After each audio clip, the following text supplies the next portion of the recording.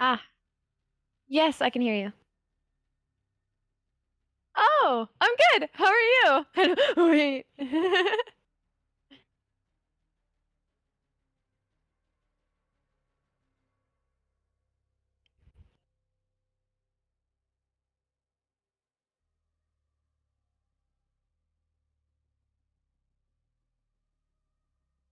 hmm I have it. Well, okay. Long time being like 2-ish years, okay?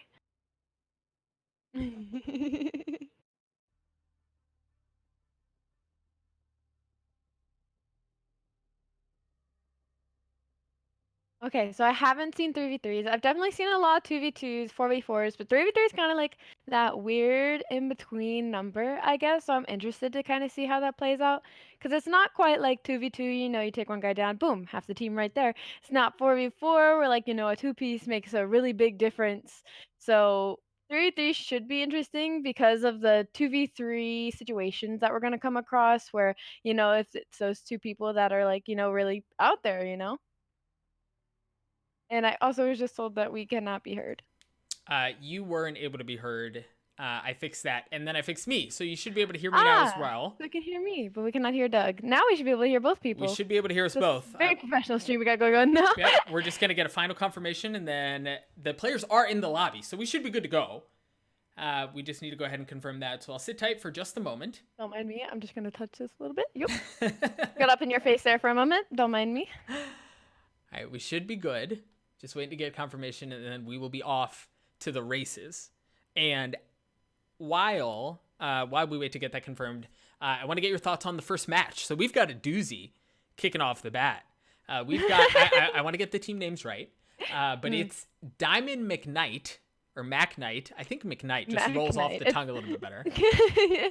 Going up against the Claw Squad. Now those names should sound familiar to everyone at home, but what are your thoughts on this initial matchup? Okay, Diamond McKnight. You're right, McKnight definitely rolls off the tongue better. Yeah, it just but feels Diamond better. McKnight, obviously, I'm really, really excited to see it because your face Røkkr squad going into that, and I have yet to watch some of them play, so I'm really excited to see their skills on the sticks. What are your thoughts going into it? It's tough, Ashley on Diamond McKnight is obviously very decorated in the Call of Duty space, but the Claw Squad is a fan favorite, right? Like, who doesn't love the Claw Squad? Everyone loves the Claw Squad. So it's gonna be good. I'm super excited. The players are in the lobby, so we are good to go ahead and get started. But before I do that, again, I wanted to thank each and every single one of you for joining us for the stream. We got a couple of audio things figured out. And you are joining us for the Røkkr 3v3 Discord Gunfight tournament. I'm esports Doug. On the mic with me is Allie. And yeah, let's freaking do this thing. Yeah, what do you say? Yeah, no, let's hop right in. All right, we are going to go ahead and get the match started, and we'll toggle over there as soon as we get the players loaded in. Now, Allie, the first map is going to be speedball. So with that in mind, again, this is not a huge map. This is not typical to play 3v3 on this map. What are you expecting to see from these players? I'm expecting to see a lot of peeking. That's why this is map is there's so many obstacles, so I'm excited to see headshots mostly on this map because I feel like that's something that's much easier to get just because of the obstacles and peeking out a little bit more than you usually would in certain maps. Also, off the rip kills because if you're trying to get from one position to another position on this map, it's very, very easily to get picked very, very quickly. Yeah, we see Midnight has already started to rotate over to the right side, and the first one to go down is Diamond Soda, the man himself, but the kill's going to be traded back. Smurfs is going to die. Ashley is the last one standing in a 1v2. She's going to able to get one, but in a 1v1 against Hot Dog, she is going to spot him, shoot him right in the behind, and get the first round win. Diamond McKnight drawing first blood.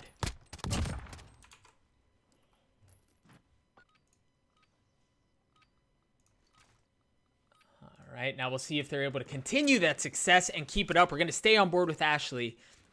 Obviously, had an excellent first round, 3-0 to start. Make that 4-0 as Smurfs goes down on the other side for the Claw Squad. We'll see just how well they're able to pull this off here. I'm going to hop on board with Brett Diamond, the man himself. currently in a 1v2. Nobody likes being in a 1v2. He's getting spot one. Is able to tag up Hot Dog, but not able to clean him up. And because of that, Claw Squad is able to strike back.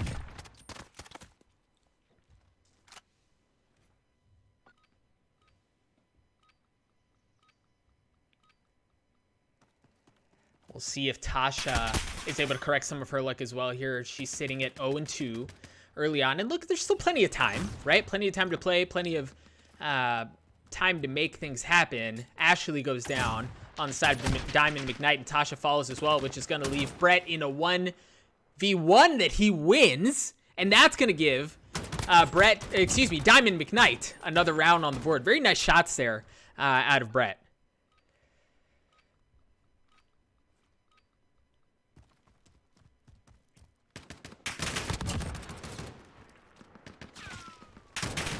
Hot Dog sitting at 3-2 and in a 1v2 up against Tasha and Diamond. And yeah, the shots out of Diamond McKnight are just too good for him to do much there, and he's going to get cleaned up. Very, very nice shots here out of Tasha.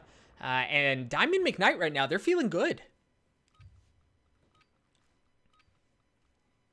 Going to kick it off here with Diamond. Diamond, Soda rocking the 725. He sees his teammates dropping like flies left and right.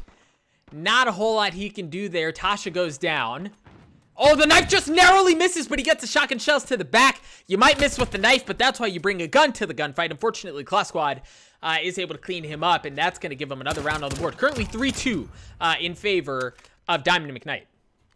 Midnight just has them on her back at this point. I've seen such good peekage out of her and ripping them off of headies while she's posting up in that back left corner. She has been absolutely a unit so far in this map. Oh, she is absolutely rocking it. Currently sitting at 6-4. On the side of the Claw Squad, Scaro's the only one who's positive. Tasha's lighting up a member of the Claw Squad, Hot Dog there. Hot Dog's able to fend off the onslaught. That was Tasha for the time being. Now Midnight once again in a 1v2. She's going to spot one. She's going to have to peel back. See if the shotgun's able to bring her any additional stats. But I like what I'm seeing here out of the Claw Squad. They're not rushing her. They're not pushing her. They know that she's going to have to make a play. She is able to make one, though. Goes out with the knife. Misses, and she gets the shotgun shell to hit. Holy smokes. Freaking Midnight's putting on a highlight reel.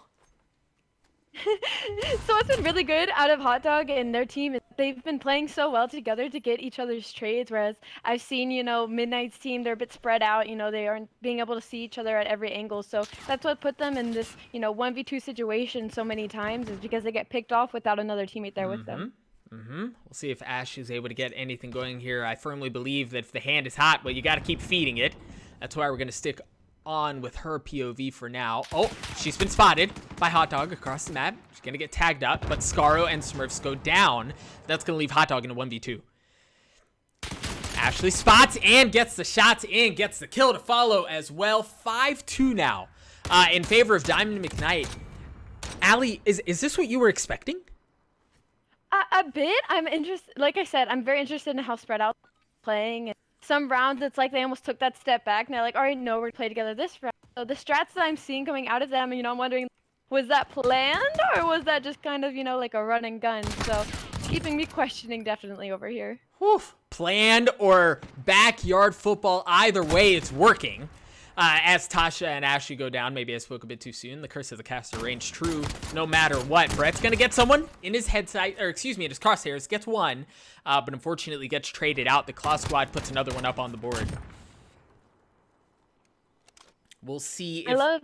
Go ahead. I'm sorry, I didn't mean to cut you off. I loved seeing them using the knives and the Molotovs and, utilizing everything that they have. You usually don't see in a 2v2, unless you have a stun or something. So seeing the utilization of all those things has been really great. Making lemonade out of lemons if they're handed to you. Tasha and Diamond Soda in a 2v2 up against Scaro and Hot Dog. We see Brett goes down. That's going to leave Tasha once again in 1v2. Allie, you were talking about being able to trade those kills back. And there's a really good instance where Diamond McKnight wasn't able to. Yeah, like I said, it all depends on the angles at this point and the communication between, you and your teammates, because, if you're able to communicate where you are and where you went down, it's totally up to them to utilize that information. Even if they have the angle, they might not know what's been going down. Oh no, I can't believe it went down that way! The neutral flag popped, time expired, and neither player was willing to make a play, but because Tasha had more health, Diamond McKnight wins the first map. Holy smokes. We're going to come back to casters. Allie, I want to get your thoughts on this first match. Obviously, Diamond and McKnight showed up. They win 6-3 off of the backs of a 10-6 performance from Ashley. On the side of the Claw Squad, it was a very even performance. Both Hot Dog and Smurfs go 6-7. Scaro goes 7-7. So it seems across the board like the Claw Squad looks good, but what are your thoughts?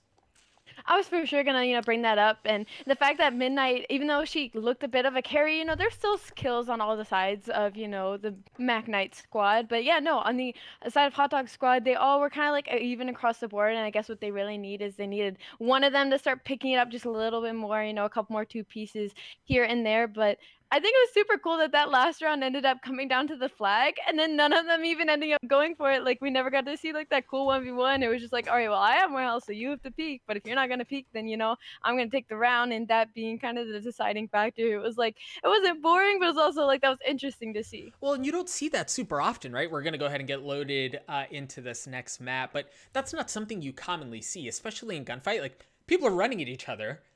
And it's seldom that we see a round go down to health after the flag is popped, after, time has expired. So we'll see whether or not that remains to be the case. Folks, if you are just tuning in, welcome to the Røkkr Discord 3v3 Gunfight Tournament. I'm Esports Doug, and whispering sweets nothings into your ears alongside me is Alley Cat herself. It's a 1-0 lead right now in favor of Diamond McKnight. I feel like we're going to drop an R&B album. By the way, every time I say Diamond McKnight, I think about Brian McKnight. I don't think of that, but you know what? I'll Google it later. No, we're Googling Brian. Oh gosh, I'm so old. That just happened. Anyway, let's talk Call of Duty. Ashley gets tagged up a little bit early on with 6 health. She's going to have to back off.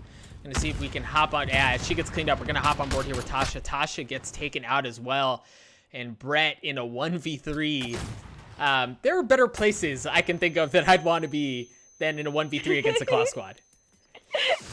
No, especially because of how even across the board they were. Like 1v3, like they were doing very, very bad. It's like, well, you know what? Maybe I have a chance, but nah, not in that situation. Well, unfortunately, the first round goes in favor. Unfortunately, that is, if you are a fan of Diamond McKnight, you're going to see the first round goes over in favor of the Claw Squad. We do have the gameplay up for you guys now, so I apologize for that. We're going to take a look at Scaro here. Scaro sitting at 1-0, seeing if he can peek anyone. And this is what I expect to see in this on this map. Excuse me, is slower, more methodical gameplay. As I say that, a member of Diamond McKnight flushes across the map. Oh, I love this map because of how, well, first of all, it's much bigger than our previous map, but there's way more height advantages you can take. There's much more things you can climb on and take advantage of and angles. So totally one of my favorite maps going into this. Oh, we're back to a neutral flag situation, but this time it's a 2v2. Tasha's going to watch the middle of the map. She's going to go down. Ashley has to make a play on the flag right now. She's going to get on it, and she's going to get taken out. Trying to make the play, trying to capture it, but the Claw Squad just proves to be too strong.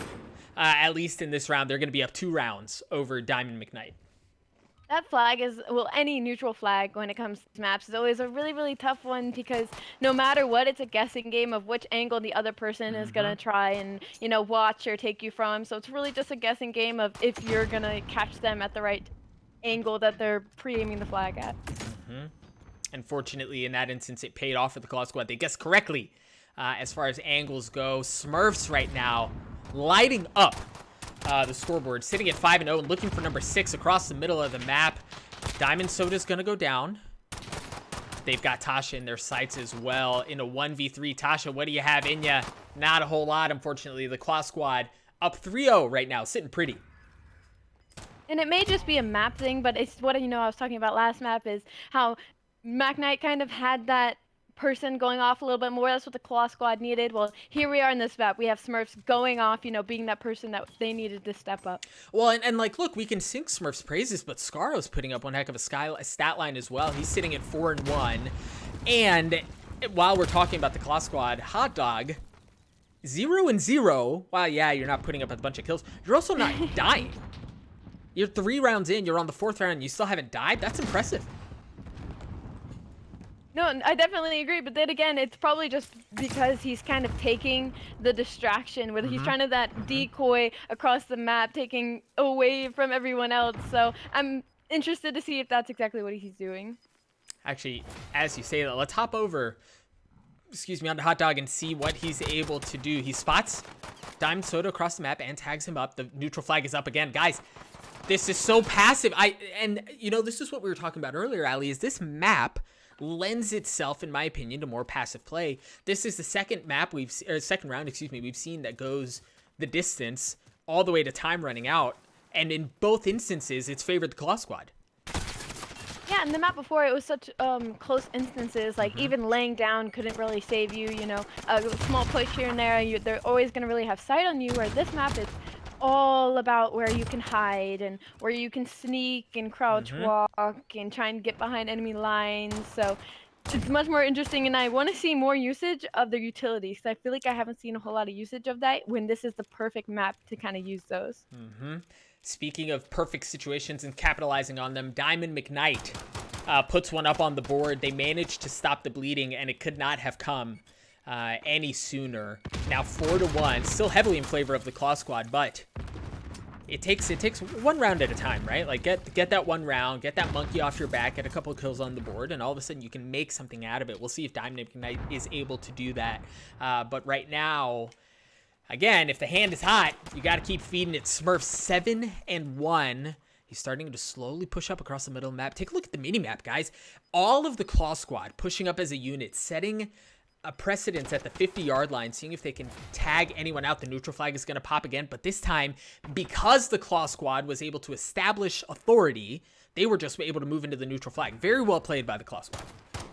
What's awesome is, you usually think, about the momentum you get after winning a map and stuff. So usually you would expect, the team that won the first map to keep coming in hot, and that momentum to just keep rising. But Claw Squad really just put a stop to it right then and there. It was like, you know what? I'm going to take over this map, and that's exactly what they did. Now 5-1 in favor of the Claw Squad. Diamond Soda seeing if he can tag anyone. Opts to go for the knife route, and that misses along with Diamond McKnight's efforts. The entire map, unfortunately, as the Claw Squad is going to be able to tie up this series 1-1. Ali, I want to go back to us here. We saw how well Diamond McKnight played on the first map, right? 6-3, things look really, really good. But freaking the Claw Squad comes out and they come out swinging. What are your thoughts? Well, so I could go and say, maybe it was just the map, maybe they weren't very good at the first one, and, on Pine, maybe this was just a map that they happened to be better at, but then, you look again at the stats from the first map, and they were still pretty even across the board. Like, it wasn't like any of them were doing really bad, none of them were super negative, so maybe, I don't know, maybe this was instead, a bad map for McKnight versus it being a good map for Claw. Yeah, we'll see. Now, the next map that's going to be played here is Docks. Now, given what you've seen so far, do you have any predictions?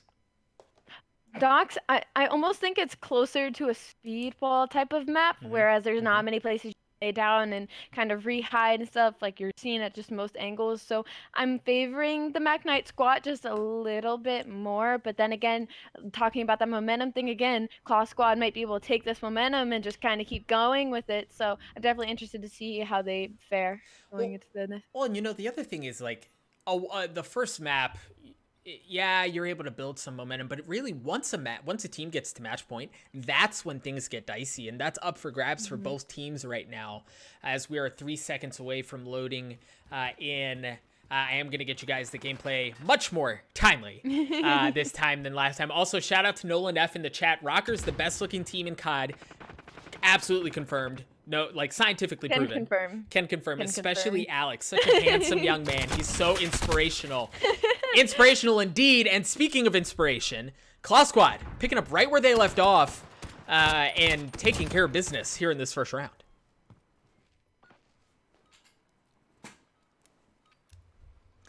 All right, we'll see. What did I say? Momentum. Momentum. It was the momentum. Yep, you were right. You were absolutely right. We'll see whether or not Diamond McKnight's able to clean something up here. Hot Dog, you see Hot Dog pushing across bottom middle, and I don't think anyone knows where he is. Slowly sneaking around, and yeah, he's behind their spawn right now. Now it is a 2v2. The problem with a play like this is if it takes too long to develop, he's gonna leave his teammate exposed, but he's able to spot up right behind. Midnight is able to clean her up, spots Tasha Mack across the way. 68-4 right now, as far as health goes. Tasha, if she gets sneezed on right now, she dies. The neutral flag has popped, and again, it's all in favor of the Claw Squad. He can wait and guard the flag, and because he has the health advantage, but he doesn't realize that Tasha's on it. He floods the flag, he gets the kill, the Claw Squad pushing it here, but they get another round on the board.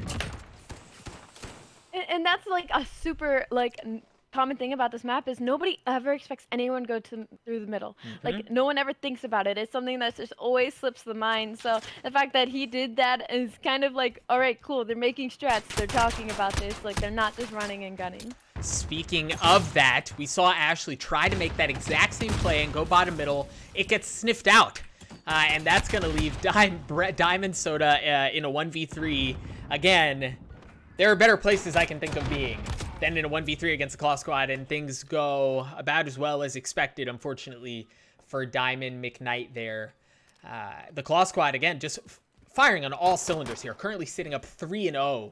Over Diamond and McKnight. We see Scarlet pushing across top middle. He gets cleaned up, but the kill gets traded as Diamond Soda goes down. That's going to leave McKnight and Tasha in a 2v2 up against Hot Dog and Smurfs. We're going to stay on board here with Hot Dog. Hot Dog picking up the slack that he may have left on the previous map, currently sitting at 5-0. And now in a 1v2, he's going to get a chance to earn that paycheck. He's got 28 health. So things real dire straits here. For Hot Dog, but the clock is ticking down to 5 seconds before the neutral flag pops. Health advantage is in favor of Diamond McKnight, at least for the time being. The flag is popped. He's slowly making a play for it and actually sniffs it out. Shots to the face, and that sends him straight to the respawn screen, and the round ends. It's big for Diamond and McKnight there. They needed that round. Well, one thing that, always frustrated me is even in normal competitive is when, teams will try and turn around and do exactly what another team just did to them, hoping that it works out. And it usually doesn't, but in that instance, I guess it ended up working out for the McKnight team. It did indeed. We're going to hop on board here with Tasha. Tasha's sitting at 3-3 and in a 1v2, and yeah, well, that was difficult. The Claw Squad, again, currently up 1-4 right now. Now, look, Allie, I need to get your thoughts here. If you are Diamond McKnight, things aren't going well, right? Map 2 didn't go well. Map 3 is not going well either. What do you do to get back into this thing?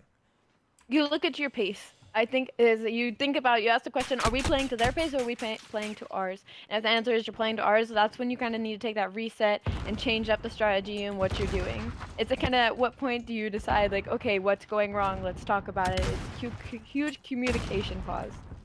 Yeah, we'll see whether or not they're able to rectify what's going on here. I wanted to apologize. I do have the series score back up on the screen now.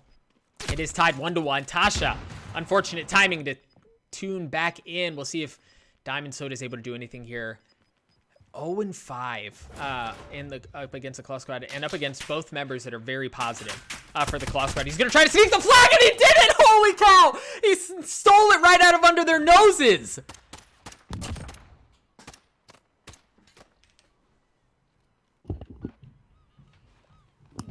Like a thief in the night, Brett Diamond goes in, is able to capture the neutral flag, and pops right back out to put up another one on the board for Diamond and McKnight. Now 2-4, but much like we talked about in map 1, you've got to work your way back into this thing. Scarlet's playing really well right now. 8-3, gets another kill with a frag, and that's going to leave Ashley Midnight in a 1v3, and unfortunately she's getting pinched in. She might spot one. Yep, she spots one, is able to clean him up, leaving her in a 1v2. Tries making the play onto Smurfs here, but the shots out of Smurf rain true, and unfortunately there's not a whole lot Midnight could do there. She goes down. That's going to put the Claw Squad one round away from taking a series lead here. They're on match point.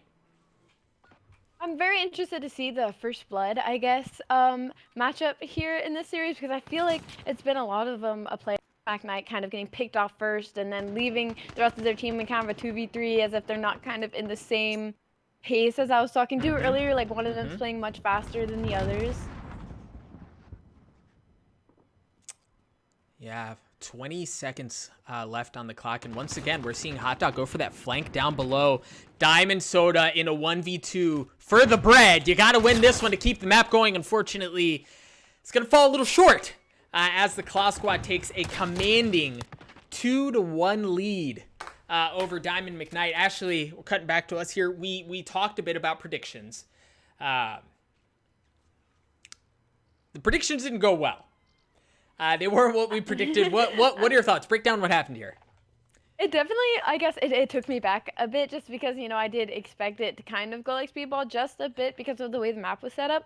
But, you know, we think of Hot Dog in the last map. He didn't really do a whole lot. I mean, he didn't die a lot, but he didn't get a lot of kills either. And I don't know, maybe that was just like his power up, like he was readying himself for map 3 because he obviously really put on a clinic there out of nowhere, which I wasn't expecting. I don't think you were expecting. So Nope. that definitely took me a little bit by surprise. Yeah, but now, like, you know, we chatted about this a little bit during the previous map. This is match point for Claw Squad, right? They're one round away from sending Diamond McKnight back to the studio for the R&B album that's eventually going to come out never. What do they need to do to get back into this thing? What changes do you need to see out of this squad? Just like in any normal, you know, 5v5, 4v4, 1v1, round by round, you always have to think round by round because if you keep thinking about how much you're down or if you keep telling yourself, you know, we have to win this match point, it's gonna mess with you. It's gonna mess with you, and you have to take round by round, and that's what I was hoping to see in our last map is to hopefully see them kind of make that small comeback of round by round, but they were just down by too much to unfortunately not be able to make that change. We'll see if they are more fortunate this time around, see if they can get something going here. Neither player has died on either squad so far. As I say that, like, when it rains, it pours. And 3 players of Diamond and McKnight drop almost instantly. A nice shots here out of Hot Dog as Claw Squad picks up the first round here on this map on Cargo. Folks, if you're just tuning in, thank you so much for joining us. I'm Esports Doug, and on the mic with me is Alley Cat, and this is the Røkkr Discord 3v3 Gunfight Tournament. This is the first match in the first round of this best of 5 single elimination tournament. And if you tuned in to catch Diamond and McKnight to see if they're able to get past the first round so far, I'm not going to lie to you, things don't look good. Map 1 went in favor of Diamond and McKnight, but it's been all Claw Squad since, and that includes the first round of this map now in a 2v2. Scaro and Hot Dog up against Tasha and Diamond Soda. Tasha's going to get tagged up. She's down to 13 health. Brett's down to 2 health. And health very heavily in favor of the Claw Squad right now. And again, the advantage there is that they can just wait. They don't have to make a play. Yeah, and we see that play out exactly as I was just discussing. You don't need to make a play for the neutral flag there. If you know you have the health advantage, sit back, wait, let the clock expire. And it might not be the flashiest way to win a round, but, I mean, it works. I'm definitely worried for McKnight in this map just because this map is like a copy and paste structure type of docks. Because you have your 2 highs on your right and your left, and then you have a very low middle. So I am very, very worried for that, as Hot Dog is showing me. I should be worried because how hot he's already starting off. Tasha, we switch to her, and she gets cleaned up. The Claw Squad up 3-0 right now on match point. And while you know, it's tough to... I genuinely believe that going into this match, these 2 teams... I expected them to be evenly matched, and I really could have seen it going either way. But everything that the Claw Squad is showing me right now is that Gunfight 3v3s are their sweet spot. You see Hot Dog trying to get a flashy kill with a knife, not able to connect on either of them, and now we see him pushing forward. Diamond Soda goes down. Smurfs has spotted Tasha. Oh my gosh, the snaps! He's able to get one, and now they can flood onto Ashley. Ashley not having any of that mess. However, but that's still going to leave her in a 1v2 up against Scaro and Hot Dog. And she's in a corner. Now we see her pushing out with the smoke. Ashley, what do you have in ya? He's able to get one. Ashley now in a 1v1, and the health is tied right now. The neutral flag is popped, 5 seconds left. Now we see her pushing forward. She's on the flag, but she doesn't realize it's behind her. She's going to get taken out. She made the right play, but the Claw Squad just had more of a read on it, unfortunately, as Hot Dog cleans up Midnight and gets the round win. Now 2 rounds away from eliminating Diamond McKnight in the first round. Allie, is this what you expected? I don't know. If you asked me first map, my answer probably would have been no. Like, I didn't see Claw Squad really like making that change that they needed to make. But now that we're, into map 2 and map 3, it's like, wow, Claw Squad's just making it look easy at this point, as if that first map was just like a warm up or a little tease that they decided to give us. And things have not changed now. The Claw Squad 1 round away from putting this thing on ice. And sending Diamond McKnight home packing. 6-0 performance out of Hot Dog. A 5-4 performance out of Smurfs. Smurfs gets cleaned up. Gets tagged up pretty poorly there as I call that out. So we'll see how much longer he's able to stay alive here. And, the map has been so feast or famine as far as the pace of the play goes. We either see them rushing forward just like that. Somehow, he puts a shotgun shell in his stomach and it doesn't hurt him. Blows my mind. Either way, we're gonna leave that leaves Diamond Soda and Scaro in a 1v1. And again, Brett, much like the last map, is gonna have to make a play here. He does have the health advantage by 2, so if he wanted to wait this out, he could. The problem is Scaro knows where he is. 4 seconds left. You see Scaro making a play for the flag down. He is on the flag. The flag, he's gonna get it out. He got it. He got it as the time expired. Are you kidding me? The Claw Squad sweeps Diamond McKnight on the last map to win 3-1.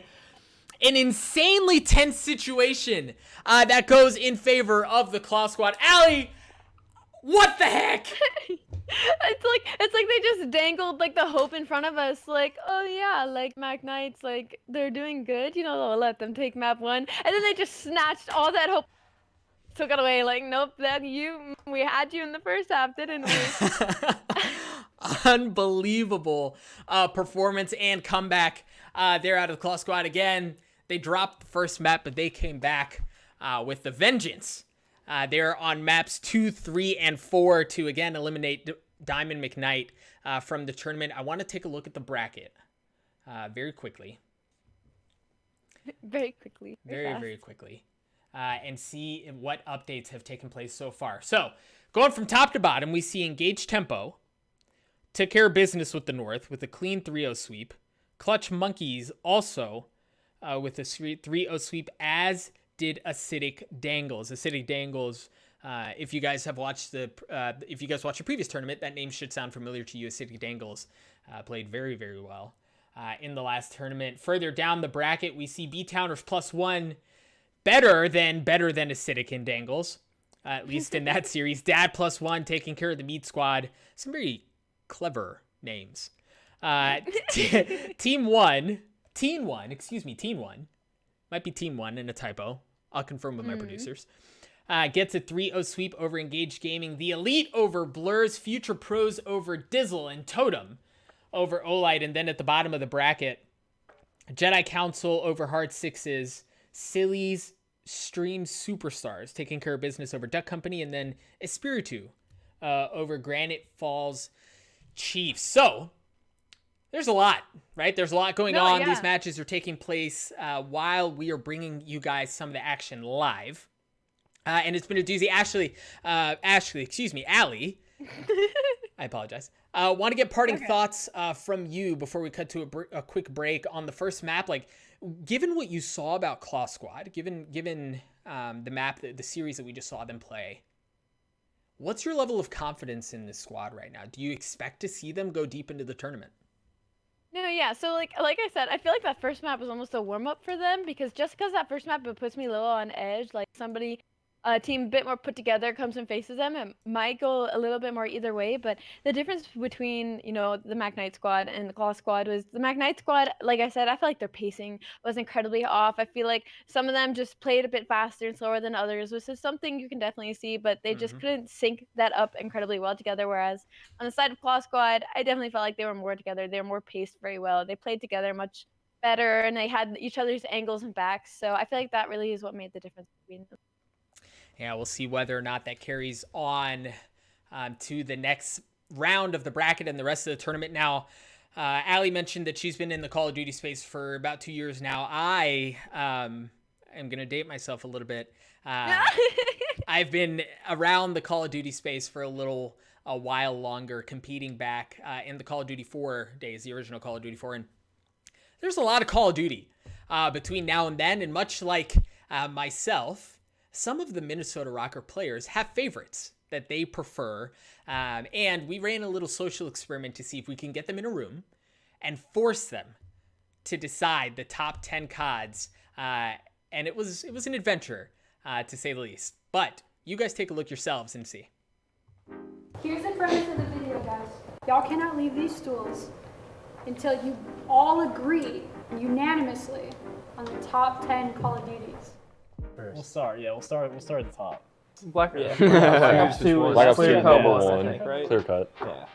Number one right now, Black Ops 2. Black Ops 2, number 1. You guys would say Modern Warfare 2? Well, probably. that's like number 10 for me, bro. What? That's like Wait, Black I think Modern This Warfare is guy was bad. hogwash, bro. That's- If you bring a competitive aspect to it, I can agree with you. ass. It might go down to It like was 4 super to ass. 5. Yeah, but not a 10.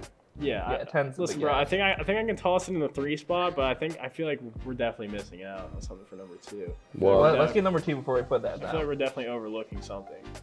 what about Call of Duty 4? That's Me like- personally, that's like Black Black Ops Ops 2 is one. lower. Black Ops 1.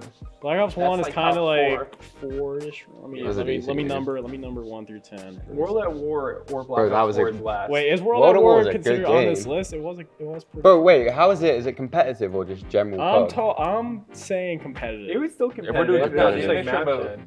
Yeah, Sure, but yeah. Oh, like overall game. nah. What are we missing? You're to say like Modern Warfare 3, aren't you? Wait, that might be I don't that might be know. number 2. That might be I number think 2. Modern Warfare 3 is good. I love it. Yeah, I thought it was that really was good. I only played it for pubs. It was decent. Competitive was fun too for that. I'm playing competitive. I'll put that number 2. Number 2? I'm Are down you sure? for that on number. I'm down for that or Black Ops 1 number 2 or Uh, MW2. Black Ops 1 was a good game. MW2. Gotta be. Alright, dude. Nah. Brian doesn't agree. We got competitive aspect. It's gonna drop it to like a 4. So leave that for now. We gotta do number 2. Modern Warfare 3, I'm telling you. I'm down for Modern Warfare 3, bro. And then wait, yeah, Over do Black that and Ops then 1? yeah, No, Black Ops put 1's Black my Ops 1 favorite. third. Put that Okay. third. Yeah, Black Ops 1 third? Yeah. Alright. Okay, I'm down for that. That's a good list. But second, if we don't do MW3, what can we do?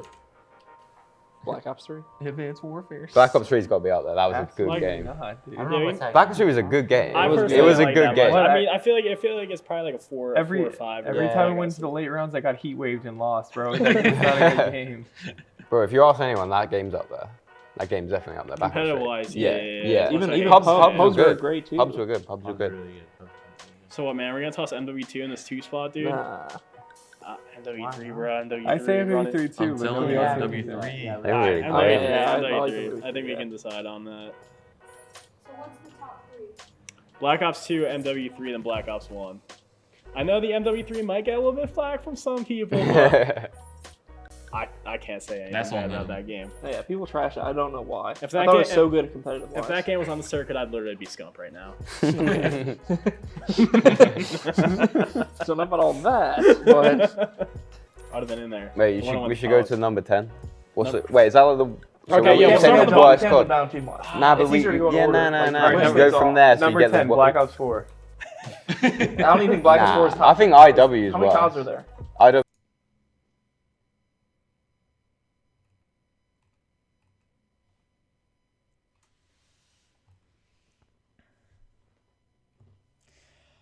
All right, it looks like there was an error with the video. I apologize. It looks like that cut out a little short here. I am getting us loaded back into the maps here, though. Give me 1 second. We'll get you guys here as soon as possible. Again, thank you so much for joining us.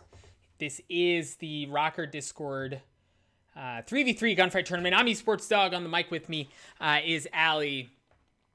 And the first map, the first series, was a doozy.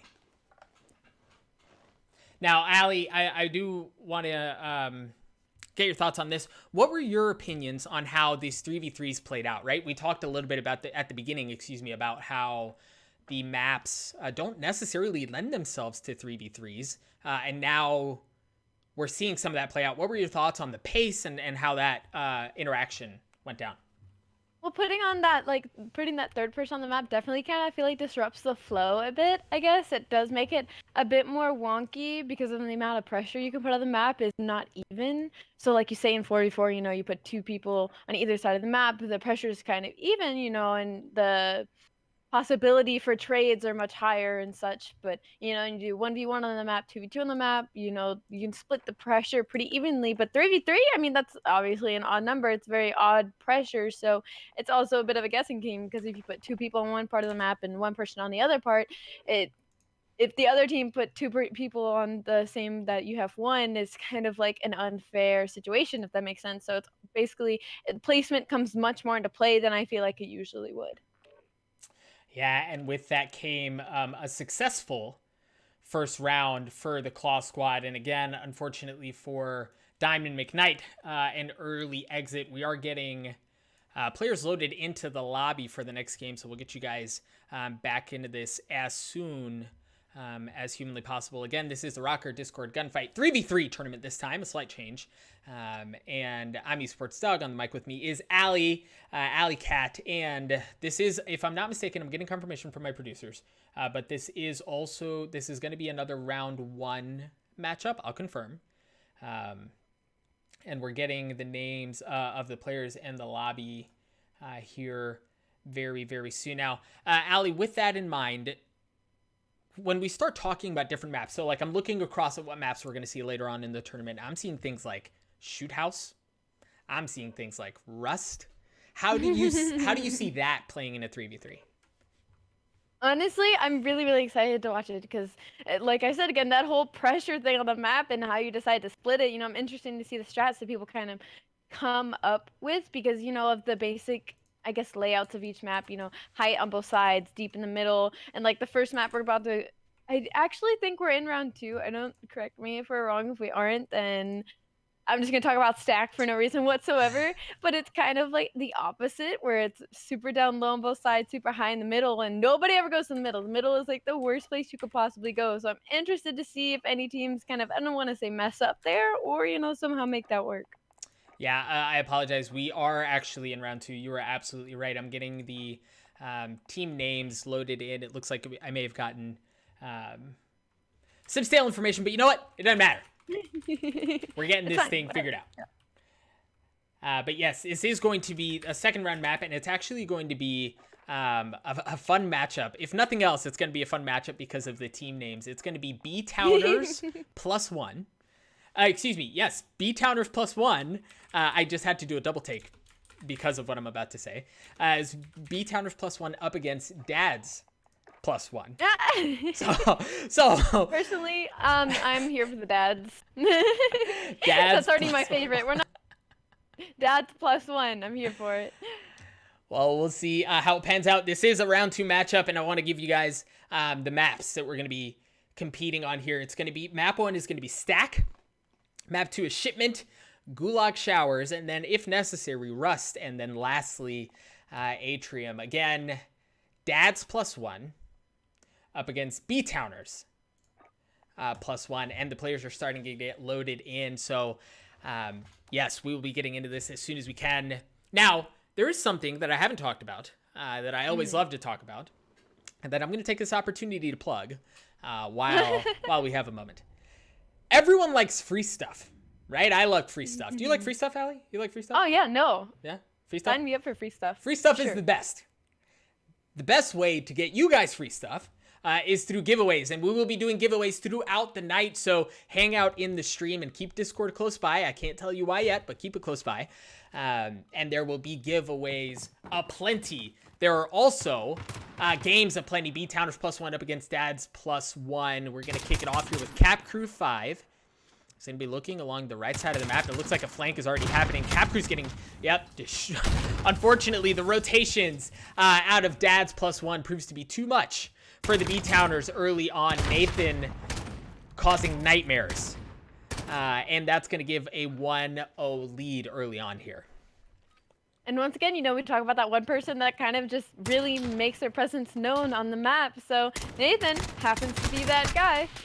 Yeah, we're going to stay on board here with him as he gets tagged up very early on, and he goes down. Dads +1 finds himself in a 1v2 and 0 v2 as the B-Towners +1 is able to put 1 up on the map to tie up the rounds at 1 apiece.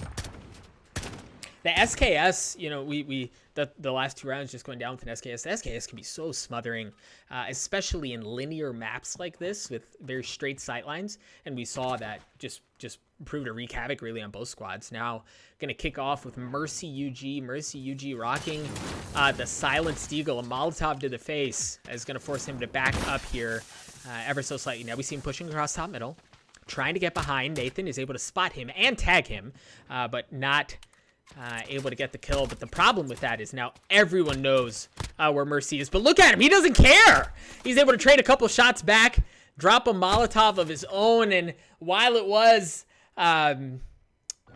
notable and commendable, his defense. A valiant effort. a valiant effort indeed. He does get cleaned up and taken out. And that's going to give... Course, go ahead. I'm sorry. And of course we talk about, you know, I always said the middle's a terrible place to go, but I'm seeing a lot of players going middle later on in the round. Tends to work out incredibly well because, you know, you first peek middle. All right, no one's there, we're good. And then they can just sneak their way on by and you just never see it coming. And I feel like I've seen that a lot in these past 3 or 4 rounds.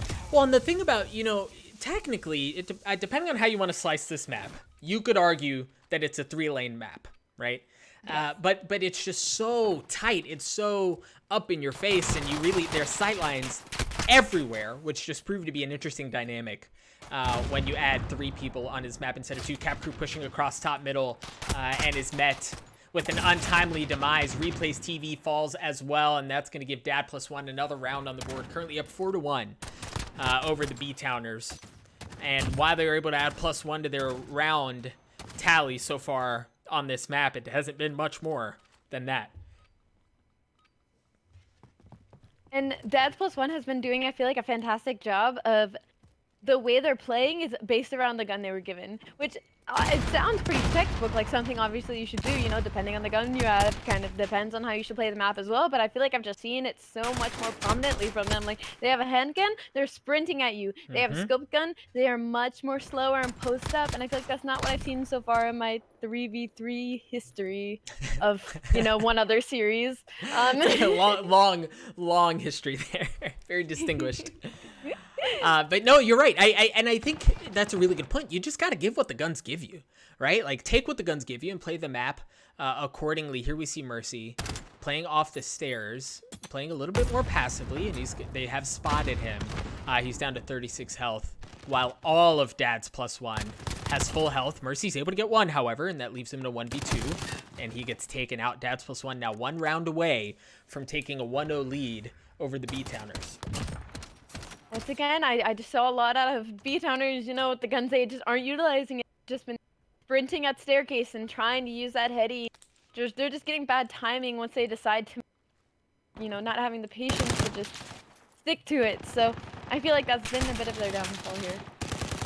It has. We'll see if there's anyone on the B-Towners that's able to make a play here. We're going to hop on board with Cap Crew. Cap Crew with 17 health, and there's not a whole lot he can do. Replays, however, is as the B-Towners puts 1 up. Now 3-5, still in favor of Dads +1. But B-Towners starting to put something together here. 17 health in a dream. Whenever they have, it's always, you know what, 5 health in a dream. And that was enough in that instance to net them another round. But again, Dads +1 finds himself in double match point, and there's just so much comfort. Yeah, Dads +1 is dropping left and right, and Putney and Juby go down, and that's going to leave Nathan up, but only momentarily, as the B-Towners +1 put up another, and all of a sudden, you know, we talk about taking it 1 round at a time. Things looked really, really good for Dads +1, but the B-Towners, all of a sudden, this map is much closer than we anticipated. Once again, it's really just that mindset of round by round by round, and that's where you see comebacks happen, and that's where you see, you know, reverse such. Like, it's always just focus on what's happening now instead of letting the future just dictate how you play. B-Towners +1 want to play 11 rounds. And so that's what they're going to give us. They tie it up 5-5. And we are going to the decider, the final round here on this map.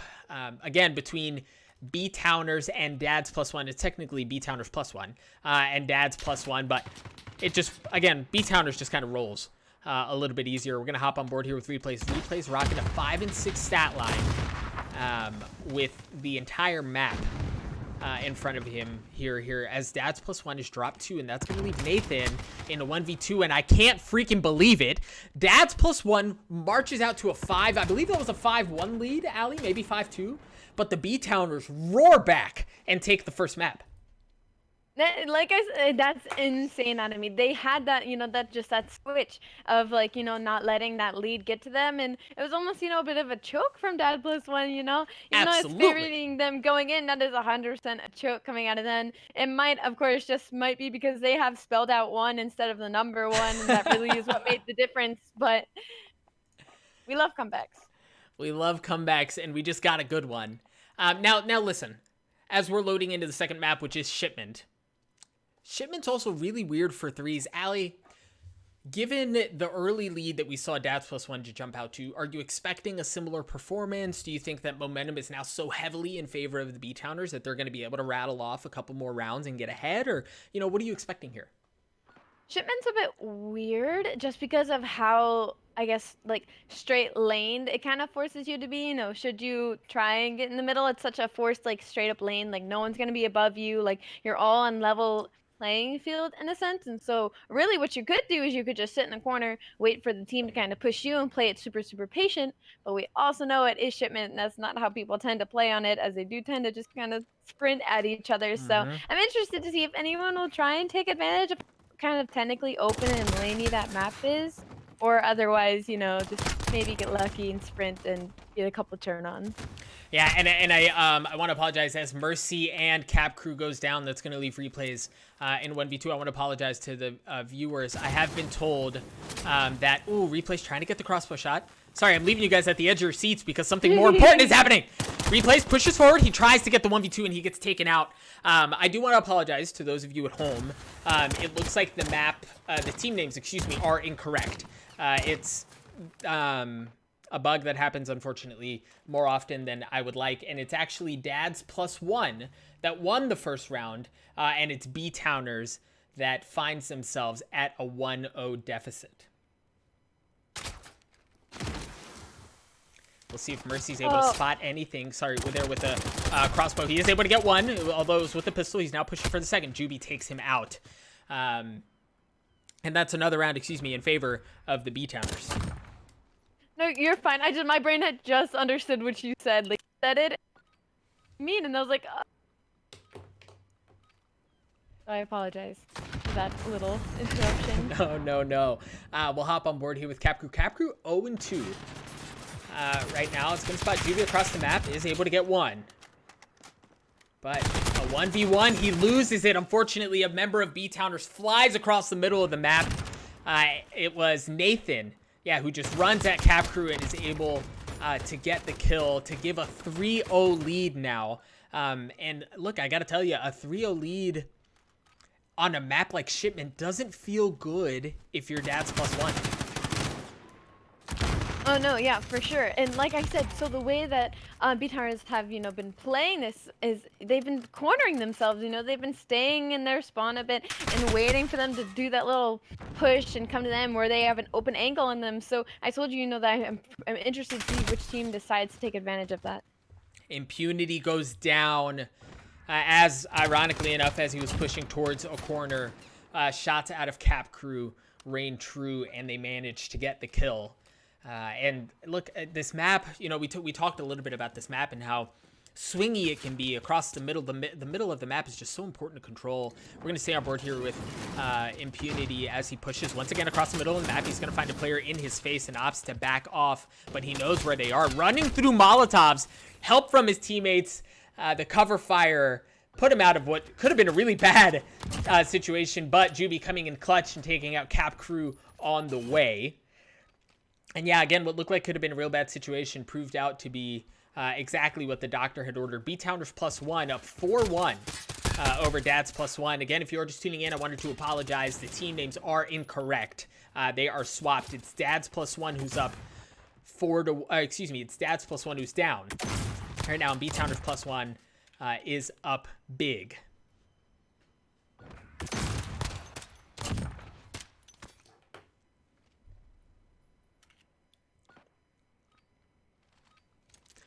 All right, we'll see here what this next round holds. We're going to hop on board here with Juby, take a look at things from his perspective. Rocking a 7-3 stat line right now as Impunity falls. The rest of his teammates take care of business. B-Towners 1 round away from tying up the series 1-1. I feel like we're doing this again. You know, the back and forth is they tease us a little bit in the first map, and then team kind of like take it and run with it. So I'm interesting to see if that once again happens here, or if it's just map difference. We're good at this map, we're good at this one, and just see how it ends up balancing out in the end of the series. Oh my gosh. Dads +1 drops like flies. B-Towners lines him up and knocks him down with the 680 to win the series. The round 6-2. Dads +1 playing very well. I want to talk a little bit about the stats. An 8-3 performance out of Juby, a 7-4 out of Nathan, and then a 6-4 out of Impunity. What did you see there? So across the board, obviously, much better stat line for everybody. It's not one person kind of doing the work. It's kind of like across the board, they're all doing the work. So I'm starting to think maybe this just is a map thing for them. Maybe this is just a map that they happen to be better at, because I feel like once they got that first blood, it was just running. They pushed, they used their number advantage. So I feel like they played much better together on the map than previous maps. So I'm interested to see if they take this momentum and go with it, or once again it might have just been the map, and their next map might not be one that they're good at. I am swapping out the team names. I apologize again for that. It's Dads +1 up against the B-Towners. And folks, we're going to cut to a very quick break. It looks like we're getting some interruptions with the connection. So we're going to cut to a very quick break. We will be right back. Don't go anywhere. We'll be back with the Røkkr Discord 3v3 gunfight tournament in just a moment. Stay tuned.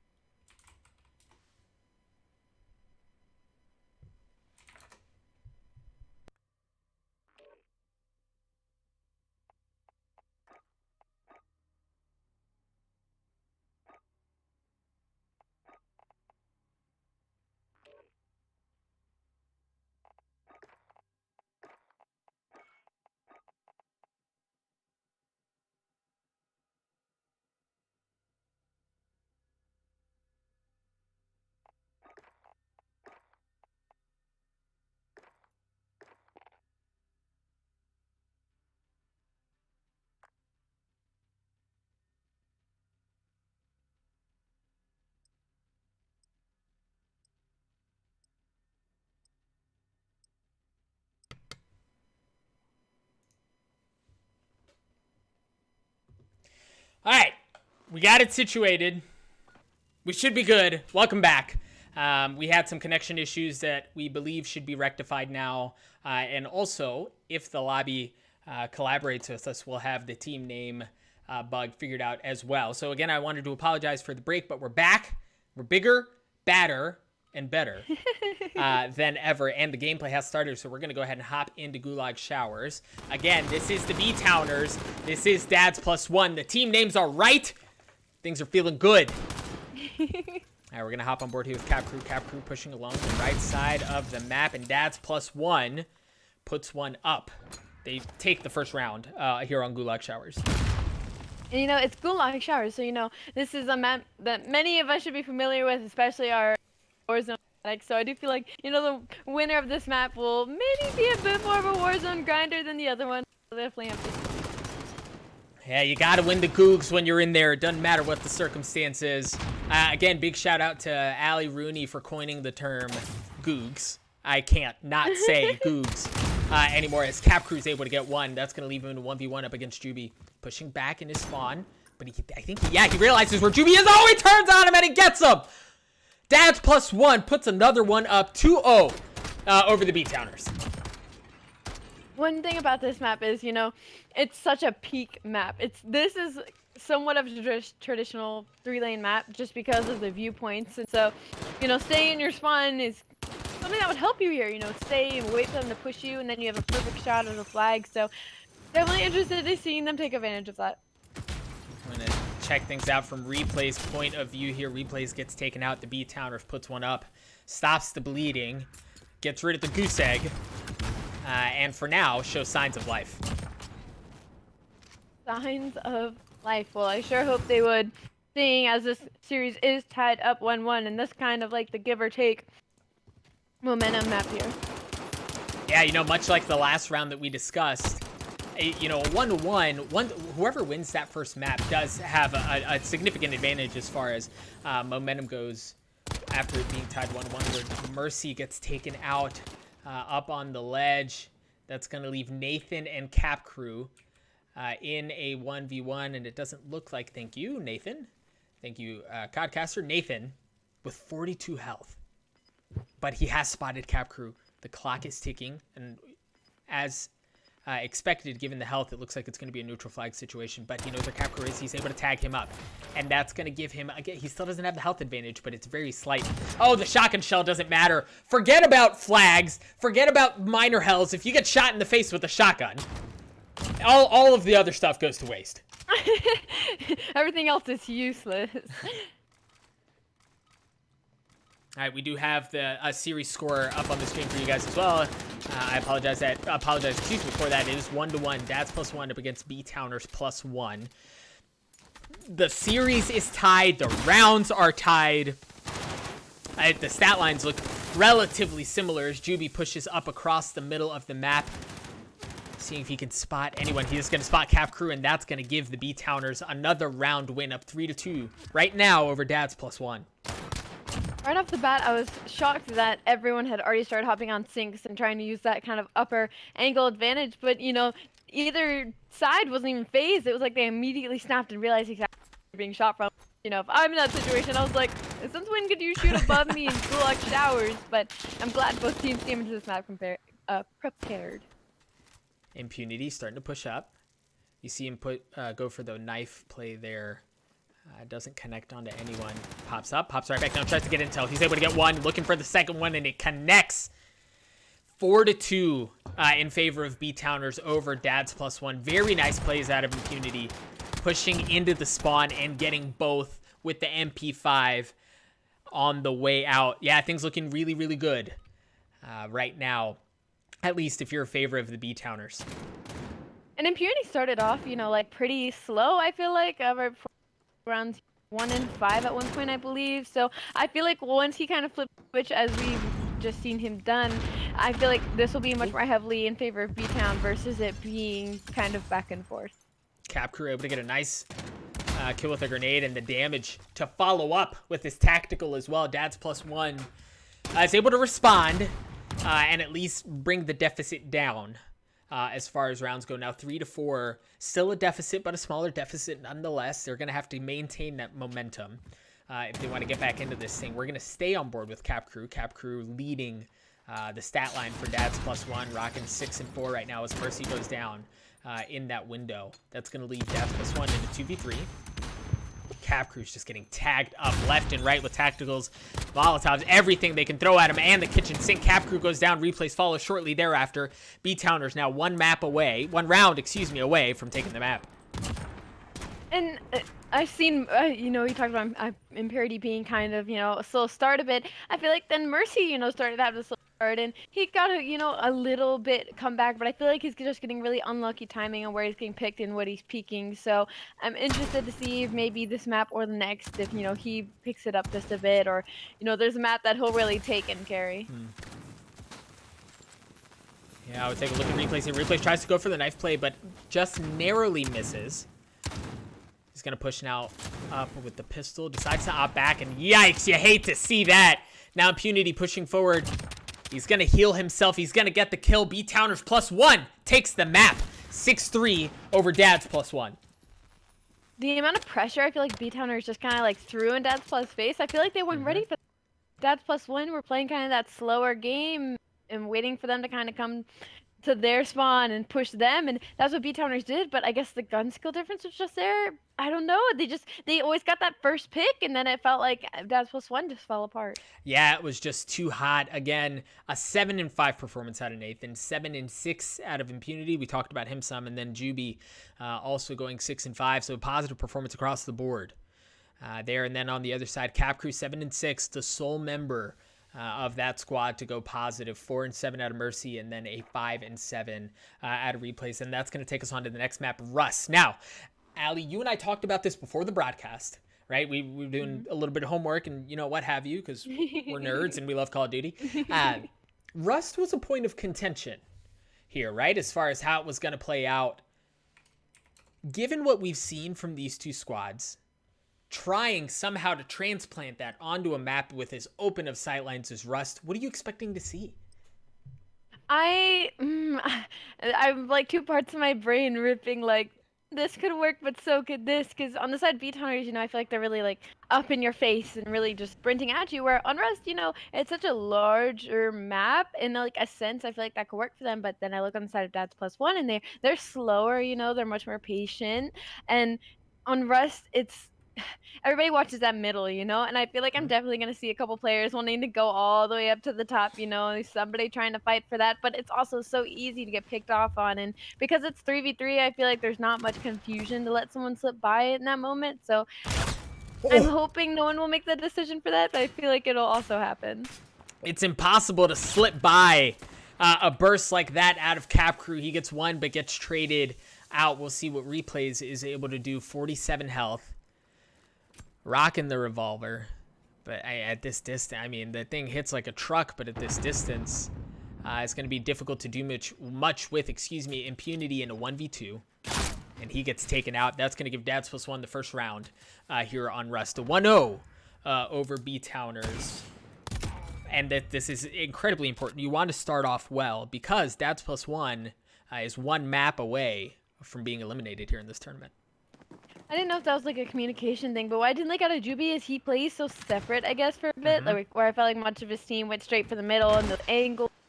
I felt like he was more kind of out in the back by himself, so that probably caused a bit of a problem there for him to get picked so easily, because, you know, once your position was compromised, that was kind of it for him, because he had no one close enough to trade out.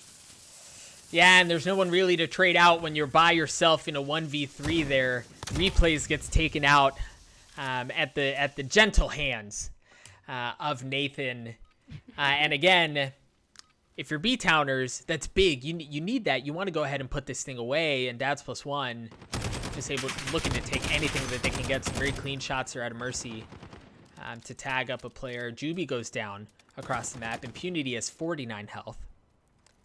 We'll see if Mercy's able to spot anyone else. You see him playing so slowly, so methodically, starting to rotate all the way around the map.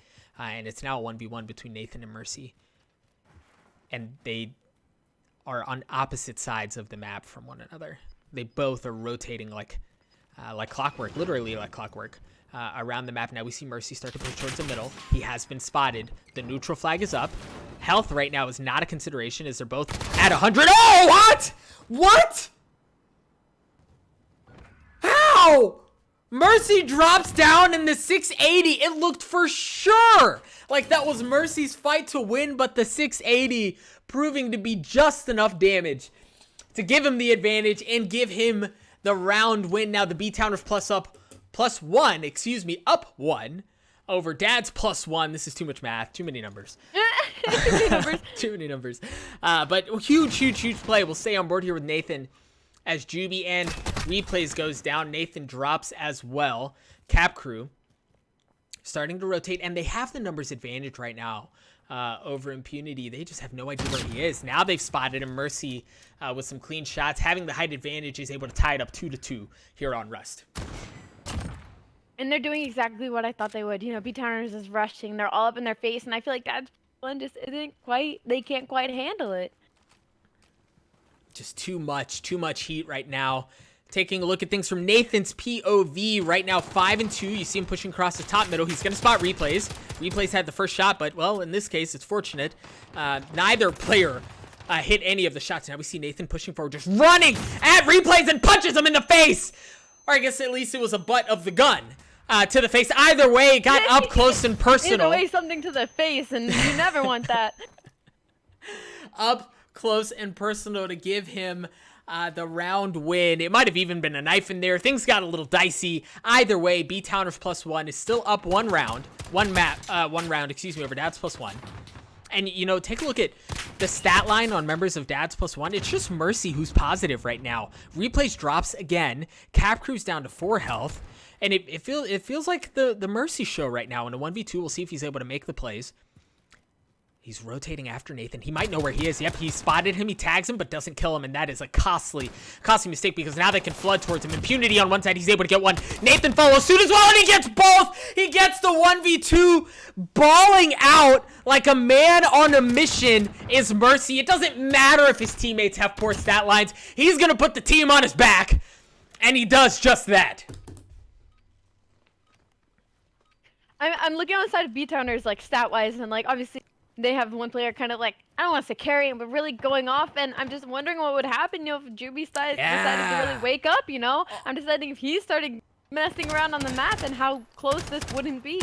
Well, and you know, you could say the same thing for Replays and Cap Crew, right? Like, if the stat lines are slightly different, we're talking about a totally different game here, but the stars have aligned as they will. It's 3-3 now. B-Towners +1 and Dad's +1. Nathan's pushing across the middle of the map. He gets taken out. Dad's +1 takes the lead, albeit slight, but a lead nonetheless. And it's brief, but for the moment, it seems like Dad +1 is looking to force this 5th map. And, you know, I was talking about Juby kind of playing by himself in the early rounds, and I want to bonk him on the head a little bit, you know, like, wake up, play with your team a bit better, you know. This could be a much different game, and Mercy, you know, he needs some help. He needs some help on the side of Dad's +1, you know. I feel like he's doing all that he can on the map, and once again, just, it's like, who decides to wake up first? Yeah, that very well may be the deciding factor here. Nathan 7-4. We'll see what he's able to do as the pace is slowed down to a snail's crawl between these two squads. Now we see Nathan pushing up across the middle, but he doesn't realize there's someone right behind him who has tagged him up. He's able to get back into safety. Juby follows up with support, and that leaves Replays alone in a 1v3. They don't want the kill. They're just going to take the flag, and B-Towners +1 ties it up 4-4. And see, that is something that tends to happen in later rounds when, you know, much closer to that map point where you do tend to see people slow down, you know, play a little bit more quote-unquote safe and different than they usually would. So seeing who kind of decides to do that first it messes with the flow. Yep. And right now the flow is absolutely deadlocked.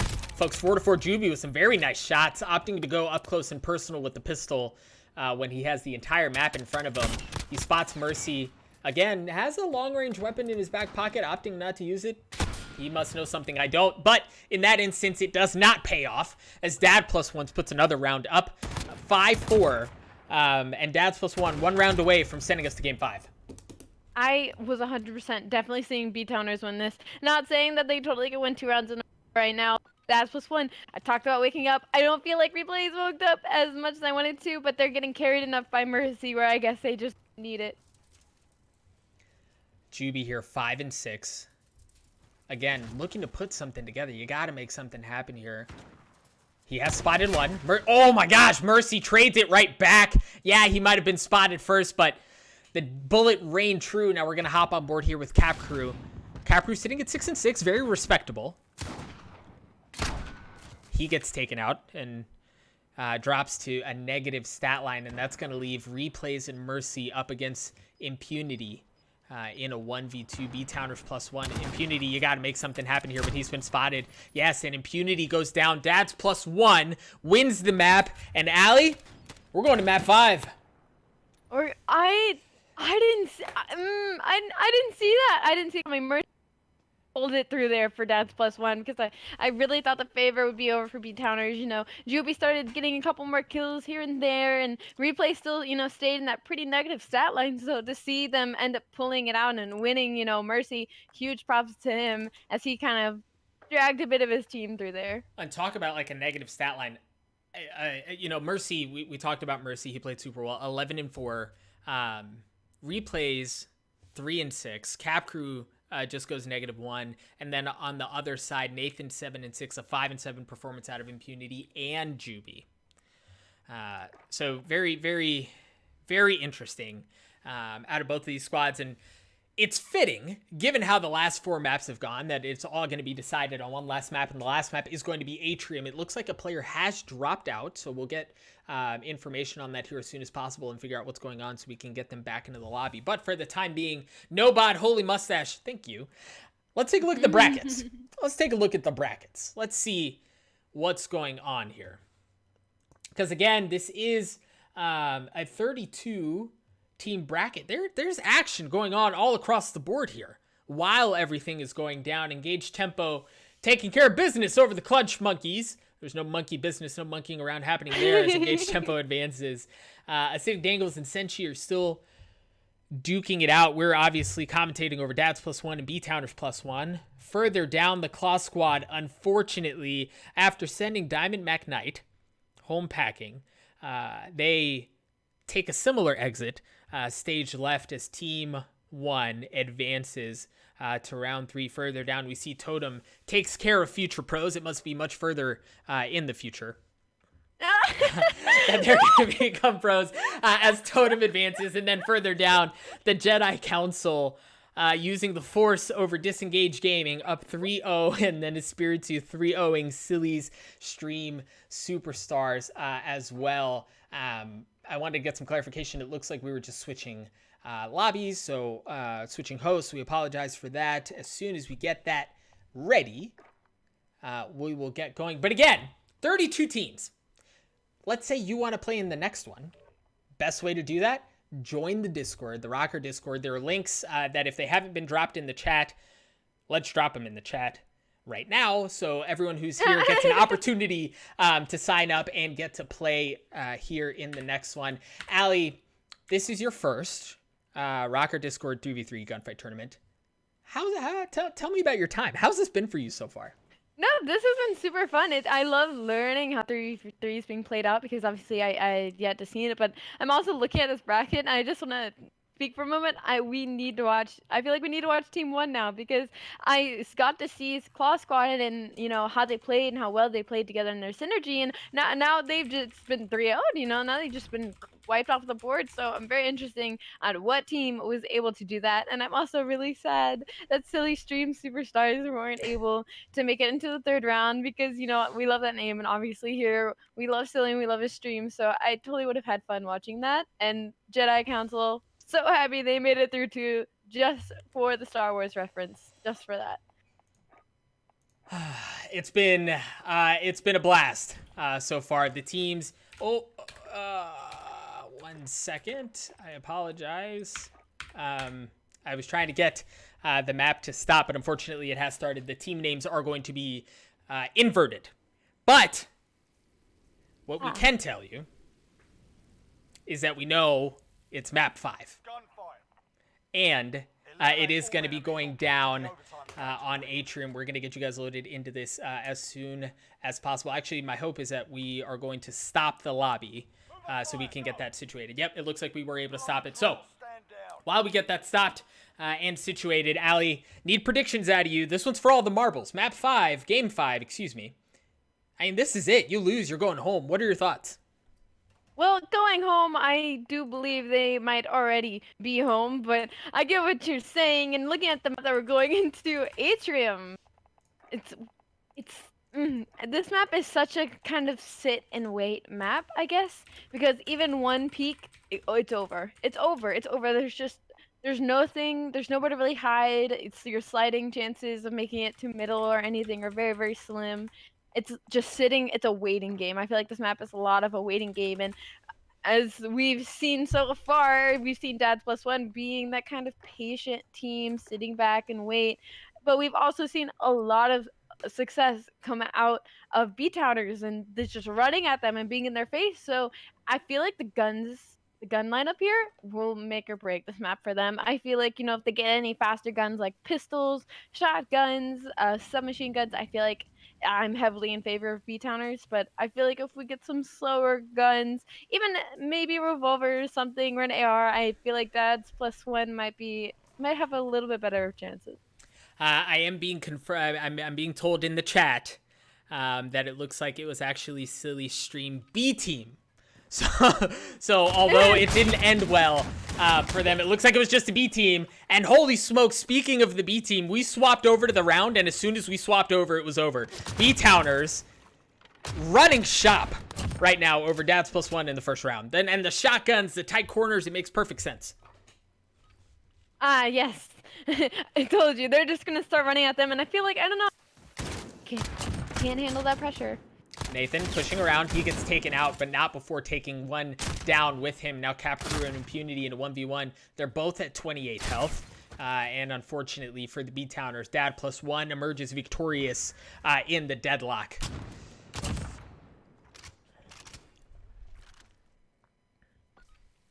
We'll see what the third round has in store for us here.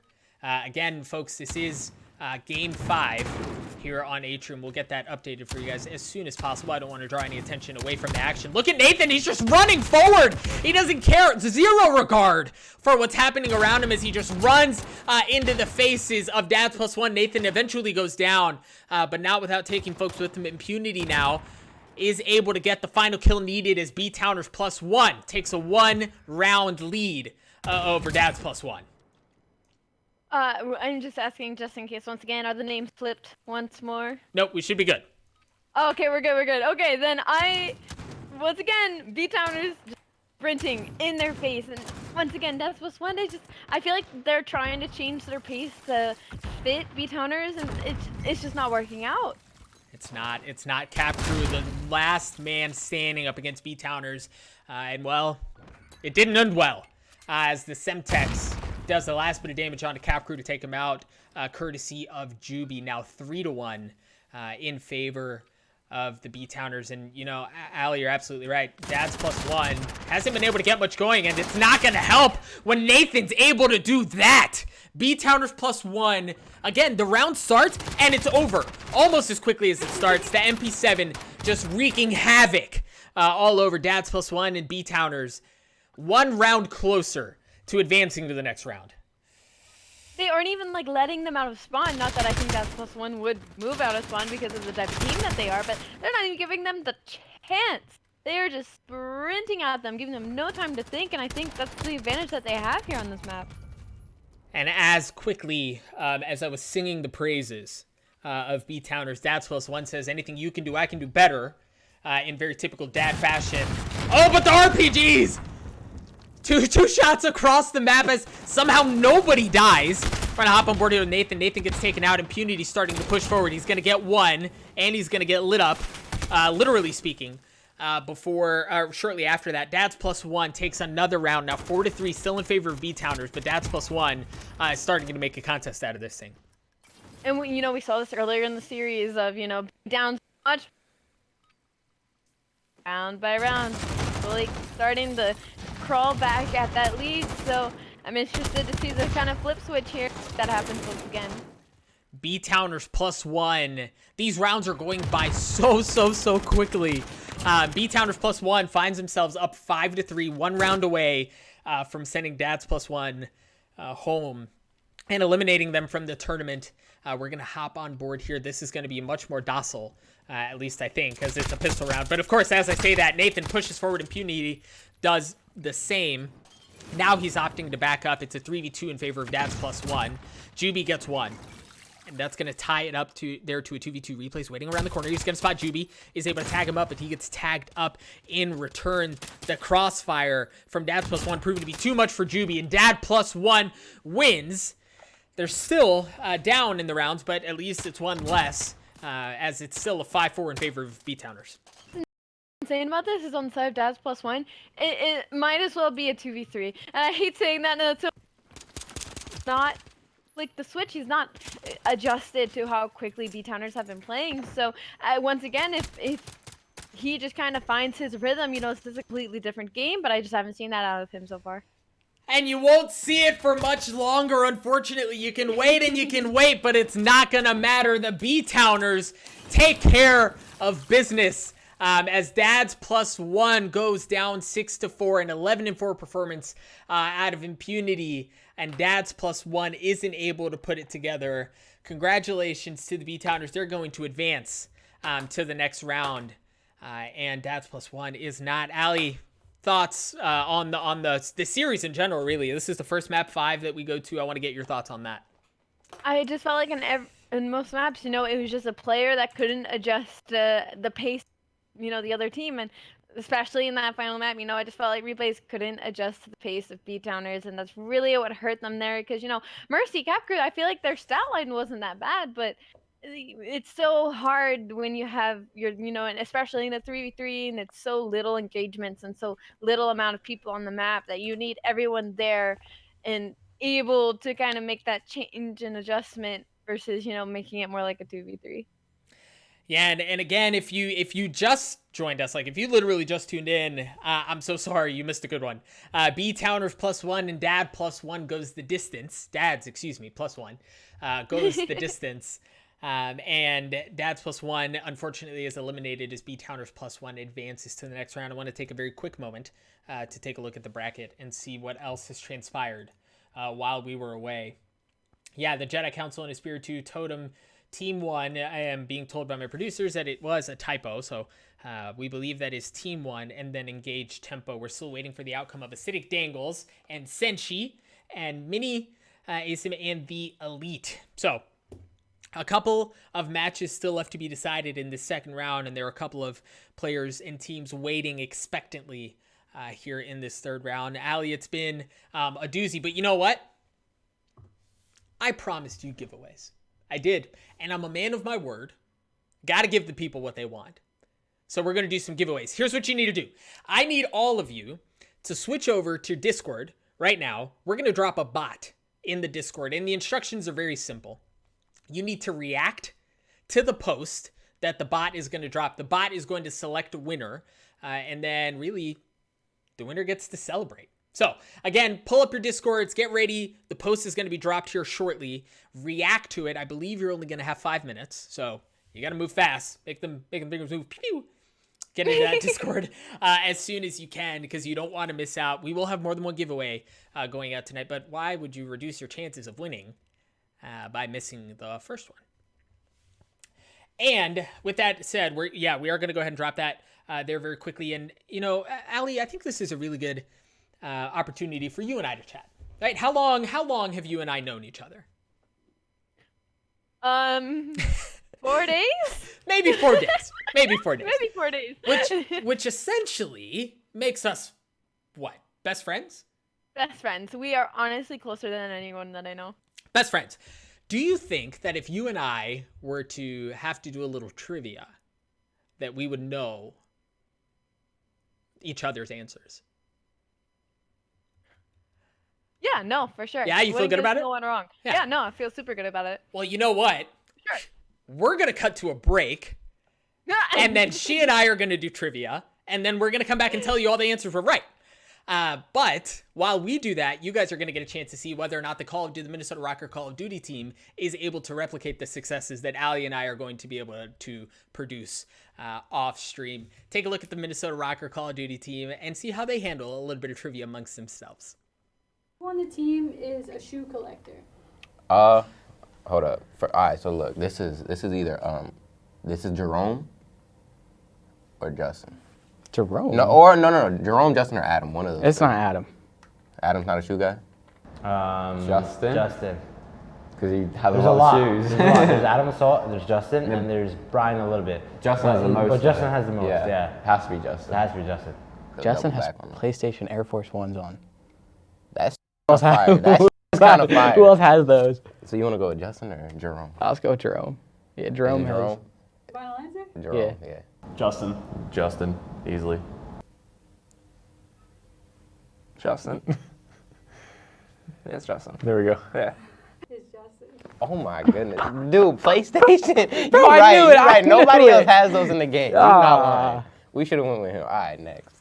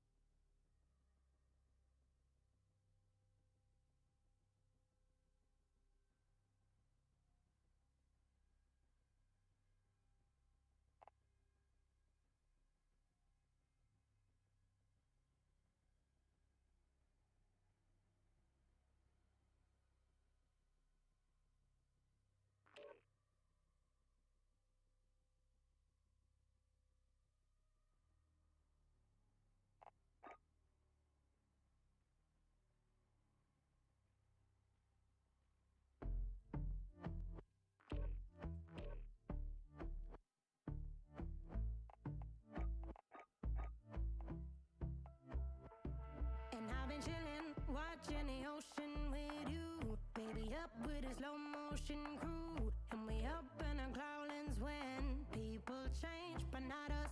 And we just chillin', kicking it, kissed by the sun. Could be soaked to the skin in the mall soon. I know she got the good vibes when seasons change, but we're the same.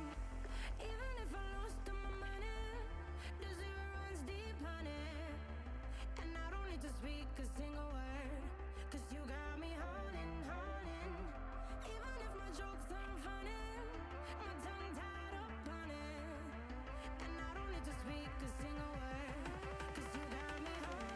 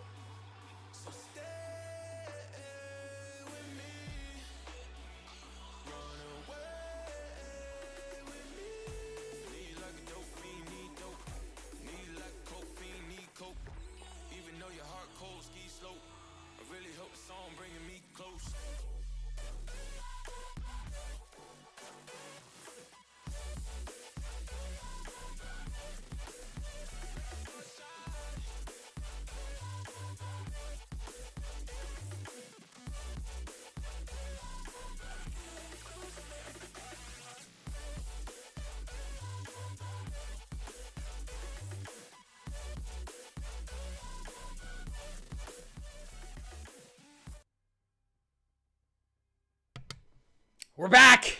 We're back. I missed you guys. Allie, I missed you too. We've got, Aw. there's just so much good Best stuff friend going on energy. here. Yes. Absolutely best friend energy. And you know what? What? I don't know. You know, I'm feeling a little good. I'm feeling confident. Do you feel that? Oh, I feel it. Yeah, no, Yeah? I'm for sure confident. Yeah, okay. So you know what? We're gonna do a little something here on stream. Oh, okay. Right now. We talked about the fact that you and I are best friends. Yes. And that if we were to play a trivia game, it's very similar to like the Newlyweds game, right? Where we're like answering what we know about each other. And since we've known each other for a whopping 4 days, we probably know everything about each other. So what's a good question? You know what? You know, hit me with it. Where was I born? Oh, you know what? That's a good one. Where were you? Are you ready? I'm gonna get it on first try. Well, yeah, you're my best friend. Why would you not? Oh, you know what? I would sure hope so. You know what? Queens, New York. If we're being specific, because I was there, and you've told me, the whole birth story, even watched the video, Elmhurst. Did you just say you were there? You don't remember, dude? I was there. No, Spirit, I don't remember. We were meant to be best friends. I don't remember because I was being born. But you absolutely are correct. And you know what? We're gonna leave a cliffhanger for where you were born because we are loading in to the next map. We're gonna be going into things here on Rust, and it's going to be the Jedi Council up against the Spiritu. I realize the series scores are incorrect. I apologize getting that rectified right now. So these are not the scores you were looking for. We got it situated. Let's get back into the action. Kylo trying to push. Ooh, is able to spot one. Pushing forward, looking to see if he can spot the next one up in the middle of the map. Nothing doing quite yet. No, chat. She is not my mom. We're just best friends. Okay, she was there. We're best friends. Spirit. We're meant to be best friends. All right. And all of that, as an aside, it looks like back to the action. Espiritu was able to take the first round. Mean Lean Cuisine, Inokus. We're gonna go with Inokus and Apexed, all able to take one. Kylo on the Jedi Council was able to take one. Unfortunately, no one else on his team was, and that's gonna give Espiritu the 1 round lead. Kylo playing slowly. We're gonna hop on board here with Slender. Slender playing across the top of the map, looking to see if we can get anything with the Semtex. He spots Apex, drops, takes a little bit of damage, and by a little I mean a lot of damage. He's down to 31 health. Now he's pushing across the middle, seeing if he can spot anyone. The flag is going to pop, and it looks like that's what he's trying to set up for. 7 seconds left, but the flag is just being watched like a sentinel from the skies, but it doesn't matter. The Jedi Council is able to take care of business as Inokus goes down, and they tie it up 1-1. Listen, we know the story of Kylo, right? He's basically Kylo Ren at this point. He didn't ask for it, but he's Kylo Ren now. Listen, he's gonna, they're gonna start off really slow, some character development in there, and I'm expecting the good stuff at the end. So you know what? I'm just gonna strap in and wait and see out of Jedi Council. In this house we stand. Adam Driver, Slender pushing across around the right side and slowly rotating, taking his dear sweet time in this 2v2 here. But the problem with the slow rotation like that is that oftentimes you leave your teammate exposed, and that's exactly what happened. His teammate goes down. Slender now in a 1v2. He's able to get one. So you can see if he can spot another one. The problem is Mean Lean Cuisine knows where he is, and he is taken out. The Mean Lean Cuisine pops into the microwave, pops out with a couple of bullets, and takes him out along the way. Slender goes down. Mean Lean Cuisine is able to win the round. Allie, I think my favorite part about this is that my jokes are lame, and I know they're lame, but you're loving it, right? And that you're like just gassing me up. I don't think bullets in microwave would go well. I think it would be just like if you put a fork in there, but I'm living for it. Slender sitting at 2-2 right now, and the Jedi Council is down 1. Kylo goes down. We'll see if they're able to do anything here. The pace of the map has slowed down Clixie looking across top middle. The problem about that is, though, if anyone spots even a shadow, they're able to see you, and that's exactly what happens. Clixie up against Mean Lean Cuisine. Mean Lean Cuisine looking to see if he can get a little bit of damage with the Molotov, but it's traded right back. Mean Lean Cuisine goes down as well, and Espiritu wins the round 3-1 now over the Jedi Council. One thing that's been frustrating me just a little bit is Slender on the side of the Jedi Council is every single round I've slide off and watch the spawn of Espiritu. Like he sees them there, and I feel like I don't know if there's like a communication thing, like he could you know, if they crossed or if they're coming towards the right side. But I haven't, I guess, seen that type of movement out of the Jedi Council, so I'm wondering what the communication is like there. Hey, you know, it just looks like the plays are taking too long to develop. For the Jedi Council, and Espiritu is just able to rotate a bit more quickly as Anokus goes down. Mean Lean Cuisine, the last man standing against Kylo and Slender. We'll see if he's able to do anything with that. It's tough. You've got a pistol. You don't have map control. You don't have height advantage. A lot of things heavily in favor of the Jedi Council, and now that one pistol shot might have given away his location for good. Slender, didn't matter. Mean Lean Cuisine was able to get one. Is he going to be able to get the second one? He's pushing onto the flag right now. It's about halfway captured, and he opts to back off. Kylo gets in his face. Kylo gets the shots, and Kylo gets the kill. The Jedi Council now still down, but just down one up against the Espiritu. And, you know, it looks a little scary there, you know, 1v2. Scary wants to get that first pick, you know, always want to root for the guy in the you know, the 1v2. But unfortunately there, I guess, Kylo is a little quicker, a little bit more composed, but Espiritu, it's looking good for them. You know, they still have that one round wiggle room. But once again, like we've talked about before, round by round, round by round. Apex 3-3 right now. He has spotted Slender, so he has a rough idea of where he is, and it looks like he's going to spot another one. He, at this point, should know exactly where all three members are. The callouts, I imagine, are coming through. I'd love to hear the comms of these players. But yes, for now, Apex, he's starting to push around. Slender's been waiting for him. Slender gets the kill there, and now we're going to hop on board with Kylo. Kylo and Clixie up against Mean Lean Cuisine, and Espiritu gets the win. Not in a flashy way, but they get it with the flag. I'm very watching Jedi play is they are so spread out. They aren't playing together very well at all. And I feel like that's what Espiritu is really capitalizing on. Is I always see them together on the map, where I feel like a Jedi, there's just a bit too much space between them on such a big map like Rust. Yeah, Kylo starting to look across. Yep, it was a dangerous place to push through. You could hear the bullets pinging around him to confirm his suspicions. And yeah, they know exactly where he is. We'll see if he's able to do anything. Slender once again on the long rotation. He may have spotted. No, he didn't realize he was looking right at someone. And again, his teammates die while he's rotating around. I like the idea of a flank of playing the map, but when it takes that long, it's difficult. Slender's still able to get one, but Anokus is on the flag, and it looks like he's not going to be able to get there in time. Unfortunately, runs into a literal wall and isn't able to get to the flag. Now 5-2, a big lead indeed. But once again, we've seen a bit of a comeback happen here before, so I'm not calling anything till that 6 pops up on our screen. But once again, Espiritu, it's just the synergy is there. Playing around each other is there. It's looking like a very dangerous series for Jedi off of first meter.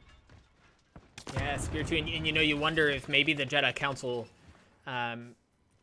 performs better on a smaller map where rotations don't take it long. It's tough to say. We'll find out here a little bit later on. The next few maps are relatively smaller, so we'll see whether or not my theory is correct. But for now, Slender, not to be mistaken for Slender Man Midnight, is pushing across the middle of the map here on the low side. It looks like he is going to be able to get enough information to spot Mean Lean Cuisine. As Mean Lean Cuisine goes down, Anoka's Slender in a 1v1. 6 seconds left on the clock. Right now, the health advantage is tied, and it looks like we may be playing another round. Yes, indeed, nobody makes a play on the flag. The round ends in a draw, and it's still 5-2 in favor of Espiritu. Slender definitely looking like a Slenderman on the map, though. Midnight, I am there with sneaky this entire time. But once again, you know, he's playing by himself. You know, it doesn't feel like he's playing around his teammates. He's been kind of the lone man on the map, so really need to see a bit of a change here on the side of Jedi Council.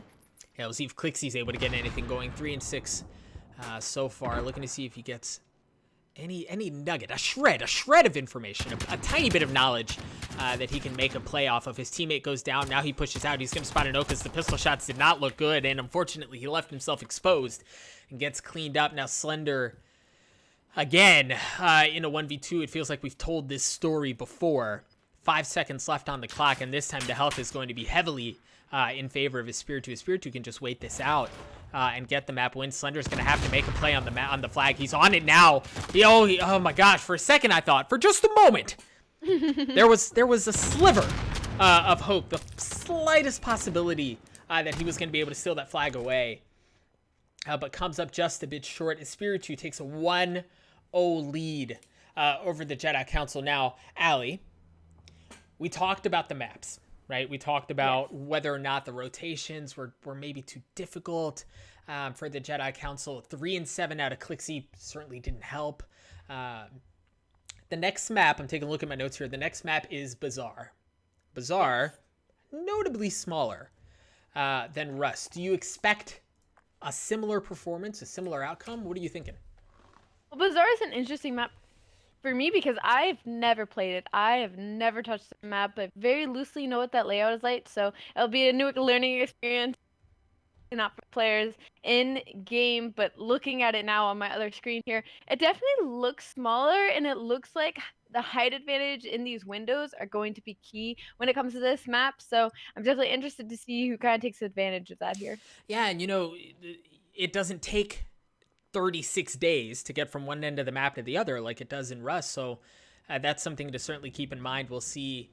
Again, if the Jedi Council opts to maintain that strategy and continue to play the same way, we'll see if it pays off and if it's more beneficial for them. Or is the Espiritu able to continue their aggression and their dominance over the Jedi Council? We will see if that is the case. We have loaded into the map. This is map 2. It's a 1-0 lead right now for Espiritu. We're going to kick it off here with Kylo early on. Slower, notably slower pace of play. As Mean Lean Cuisine pushes forward, and he hits him in the face. He gets traded out, but not without taking the kill, and the Jedi Council strikes blood first. That's quite literally not something we expected, because it's such a sweep in map 1. Jedi Council, once again, one of those things, maybe the bigger map just wasn't for them. Yeah, and so far, it looks like... Yeah, that might have been the case. I apologize. As Kylo goes down early on, the series scores are incorrect. They're inverted. Give me just one moment. We'll get that fixed. For now, we'll see if Slender's able to do anything. Kylo goes down first. Slender's able to push around. Spots one. Isn't able to take him down with him. And he's getting shot in the back. Anokas flanks around him. And Espiritu ties it up 1-1. Very common thing I feel like that's happened a lot today is, a team will take map 1 and then map 2, it's like they're totally different teams. I feel like I'm almost seeing a little bit of the same thing happening here out of Espiritu. We see a lot out of map 1, map 2, it's like they're totally different teams. So we'll see how in the next couple rounds it's balancing out. Kylo 0-3 to start the map. Certainly not an ideal performance. Clixie goes down. Espiritu. If it looked like the Jedi Council might get something going here, Espiritu not having any of it with 2 very convincing wins in these last 2 rounds. We talked a bit about whether or not the map would prove to be favorable for the Jedi Council, at least so far. It certainly doesn't look like that's the case. We're going to hop on board here with Mean Lean Cuisine at 6-2. Apex gets traded across the map. Now you see Mean Lean Cuisine rotating out. He's able to get 1, but unfortunately gets traded out as well, and that's going to leave Anokas and Slender in a 1v1. We'll see if Anokas is able to get anything going here. You see him just watching the middle of the map. He doesn't realize. Now he may have heard him. Checking that heady. And that's exactly where Slender is. I don't know if it was audio. I don't know if it was game sense. Whatever it was, it paid off. And Anokas is able to get the kills and the round win as a result. Mean Lean is just putting a clinic on the map. And, I feel like we've seen this time and time again where one player, there's just that one map that they just absolutely take over. And unless Jedi Council, gets something going and starts shutting him down, if Kylo, decides to awaken the good force in him, I don't see anything good happening here. The Espiritu right now, Well, I'll just say this. This doesn't look good if you're a fan of the Jedi Council. 9-3 out of Mean Lean Cuisine, and he is terrifying. Right now, a 4-1 lead over the Jedi Council. Mean Lean Cuisine starting to push forward again, getting right in the faces of the Jedi Council. Was able to get one, throws a knife, seeing if he can get lucky and draw anything, and is unable to do so. But it doesn't matter because the Spiritu wins anyway. 5-1 right now over the Jedi Council, and they're one round away from taking a very comfortable 2-0 lead. And Allie, the one sliver of hope was that it was potentially a very like a sparkle, like a grain of sand. I mean, the tiniest of possibilities that it was map related. We might see a sweep here, the first sweep of the night. No, yeah, and like we haven't seen any yet today. Finally, it's also a little sad of, wow, just the team that's just taking absolutely over. Personally, I think it's like a 1v3 for Mean Lean at this moment in time, but I mean, they are just making it look so easy. Breaking news from the chat. Mean Lean Cuisine actually 6-0'd Midnight on LAN and sent her into permanent retirement. It's what I'm being told. Kylo with a very nice 2-piece there, and it's going to leave Mean Lean Cuisine and Kylo in a 1v1. Kylo, not the nade that he was looking for there. We'll see if he's able to get anything going. You see him pushing around the right side of the map. He's about to come face-to-face with Mean Lean Cuisine. He's able to tag him up, deal a little bit of damage. He's going to continue to push forward. Mean Lean trades it right back. The shots prove to be true, and the Jedi Council is starting to make a map out of this thing. 3-5 down, but still, again, signs of life. Signs of life indeed, as they are still down by so much, but I'm just glad Kylo happened to get on the board. And you look on the side of Espiritu and stat lines and stuff, his other teammates, I mean, they're chilling. I mean, they're terrible, but you know, they're just kind of vibing down there, and they have such a comfortable lead going on. I feel like they don't really have to worry. They can give up a round or two, you know, it's not the end of the world, but you know, maybe Jedi Council can capitalize that on it, you know? Yeah, we'll see. Again, it's been all Mean Lean Cuisine. A terrifying frozen meal. Just living in the nightmares of the Jedi Council. Slender pushing forward. He's able to get Apexed, and that's going to leave an Okas in a 1v1 up against Slender. The flag has spawned, and it doesn't matter. The Jedi Council roars back to now find themselves down 4-5 up against Espiritu. Listen, they heard us. They heard us. You know, Kylo heard me say something about up. They're kind of flipping that switch a bit, and this is looking a little scary for Espiritu, but you know, it all depends on composure here now, as they can have the composure to be like, all right, we're like rushing too much, we're trying to end it too quick, like let's just try and fall back into the rhythm that we had. And it doesn't look like it's working, and Okas is down, and Apex is down to 6 health as well, essentially dead. Slender once again, the last man standing, rocking a 10-7 stat line here, but it's going to take more than that if you want to win this map. He's playing so slow. He currently has the advantageous position in that he's playing the middle of the map closer, but now he's opting to be a little aggressive here, and this, he might get punished for it. He's going to spot one. He's able to get one.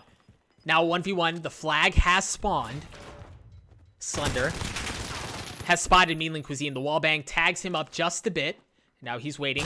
The shotgun shells come through, and the Jedi Council strikes back to force round 11. Dude, Slender saw Mean Lean Cuisine carrying his team, and he was like, you know what? Is that a challenge? Bet. And he answered right back. The monster has literally woken in him, and I mean, Espiritu, like, how are you feeling right now? As you know, we just had, what, like, 1-5-2, and we had this in an earlier series, and it's like now it's like, all right, can we keep the composure to just, you know, shut this out, or are we choking? Nope, no choke.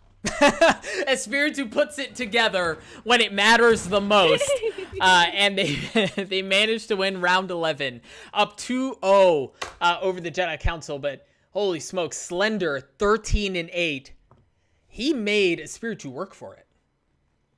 Oh, no, for sure. He wasn't going down silently, and I'm just happy Espiritu kind of, like, slowed down and was, okay, we can't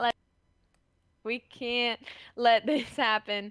But this is definitely, I mean, we haven't had a sweep yet today. That map looked like a sweep, but I mean, they answered back. So, going into map 3, what I usually would have said, 3-0, like, that's probably how the series is going to go now. Jedi, I mean, they're showing a little bit of hope, they're showing a little bit of crawling back. So now it's a bit of a toss-up for me. Here's the problem. This next map, we haven't seen. Not just tonight. I haven't casted it in any gunfight tournament that we've had. And it's Shoot House.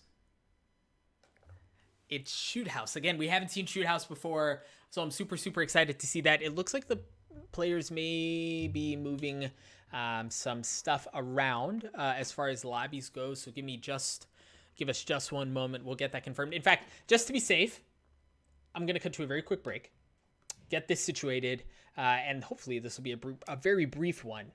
Don't go anywhere. We'll be right back. Actually, you can go somewhere. Grab some water. Drink water. Stay hydrated. Stay hydrated. Jinx. We'll be right. We're best friends. This happens all the time. We'll be right back.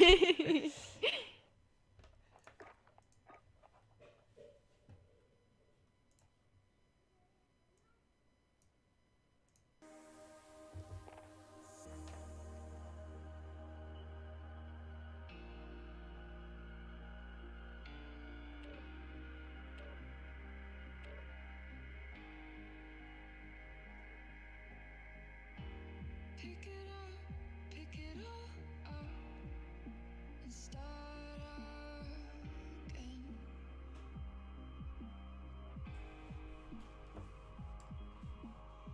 You've got a second chance, you could go home, escape it all, it's just irrelevant.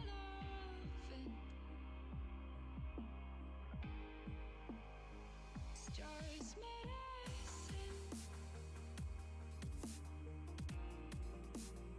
It's just medicine.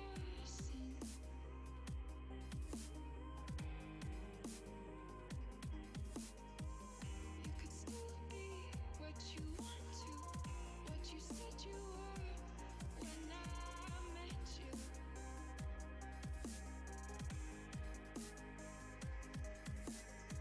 You've got a warm heart, you've got a beautiful brain, but it's disintegrating.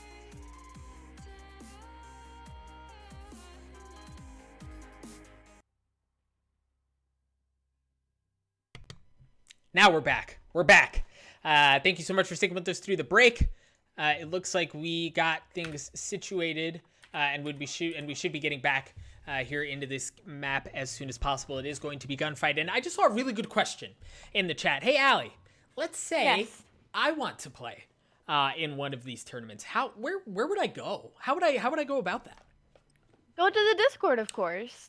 The Discord, Go to the of course. Røkkr Discord, of course. This is the Røkkr Discord 3v3 Gunfight tournament, so if you want to play in the next one, you know where to go. Allie wouldn't lie to you. Go to the Discord. That's the best place to get signed up. And say you're a free agent, you're like, maybe you're like me, and you're like, I don't have any friends. Who do I play with?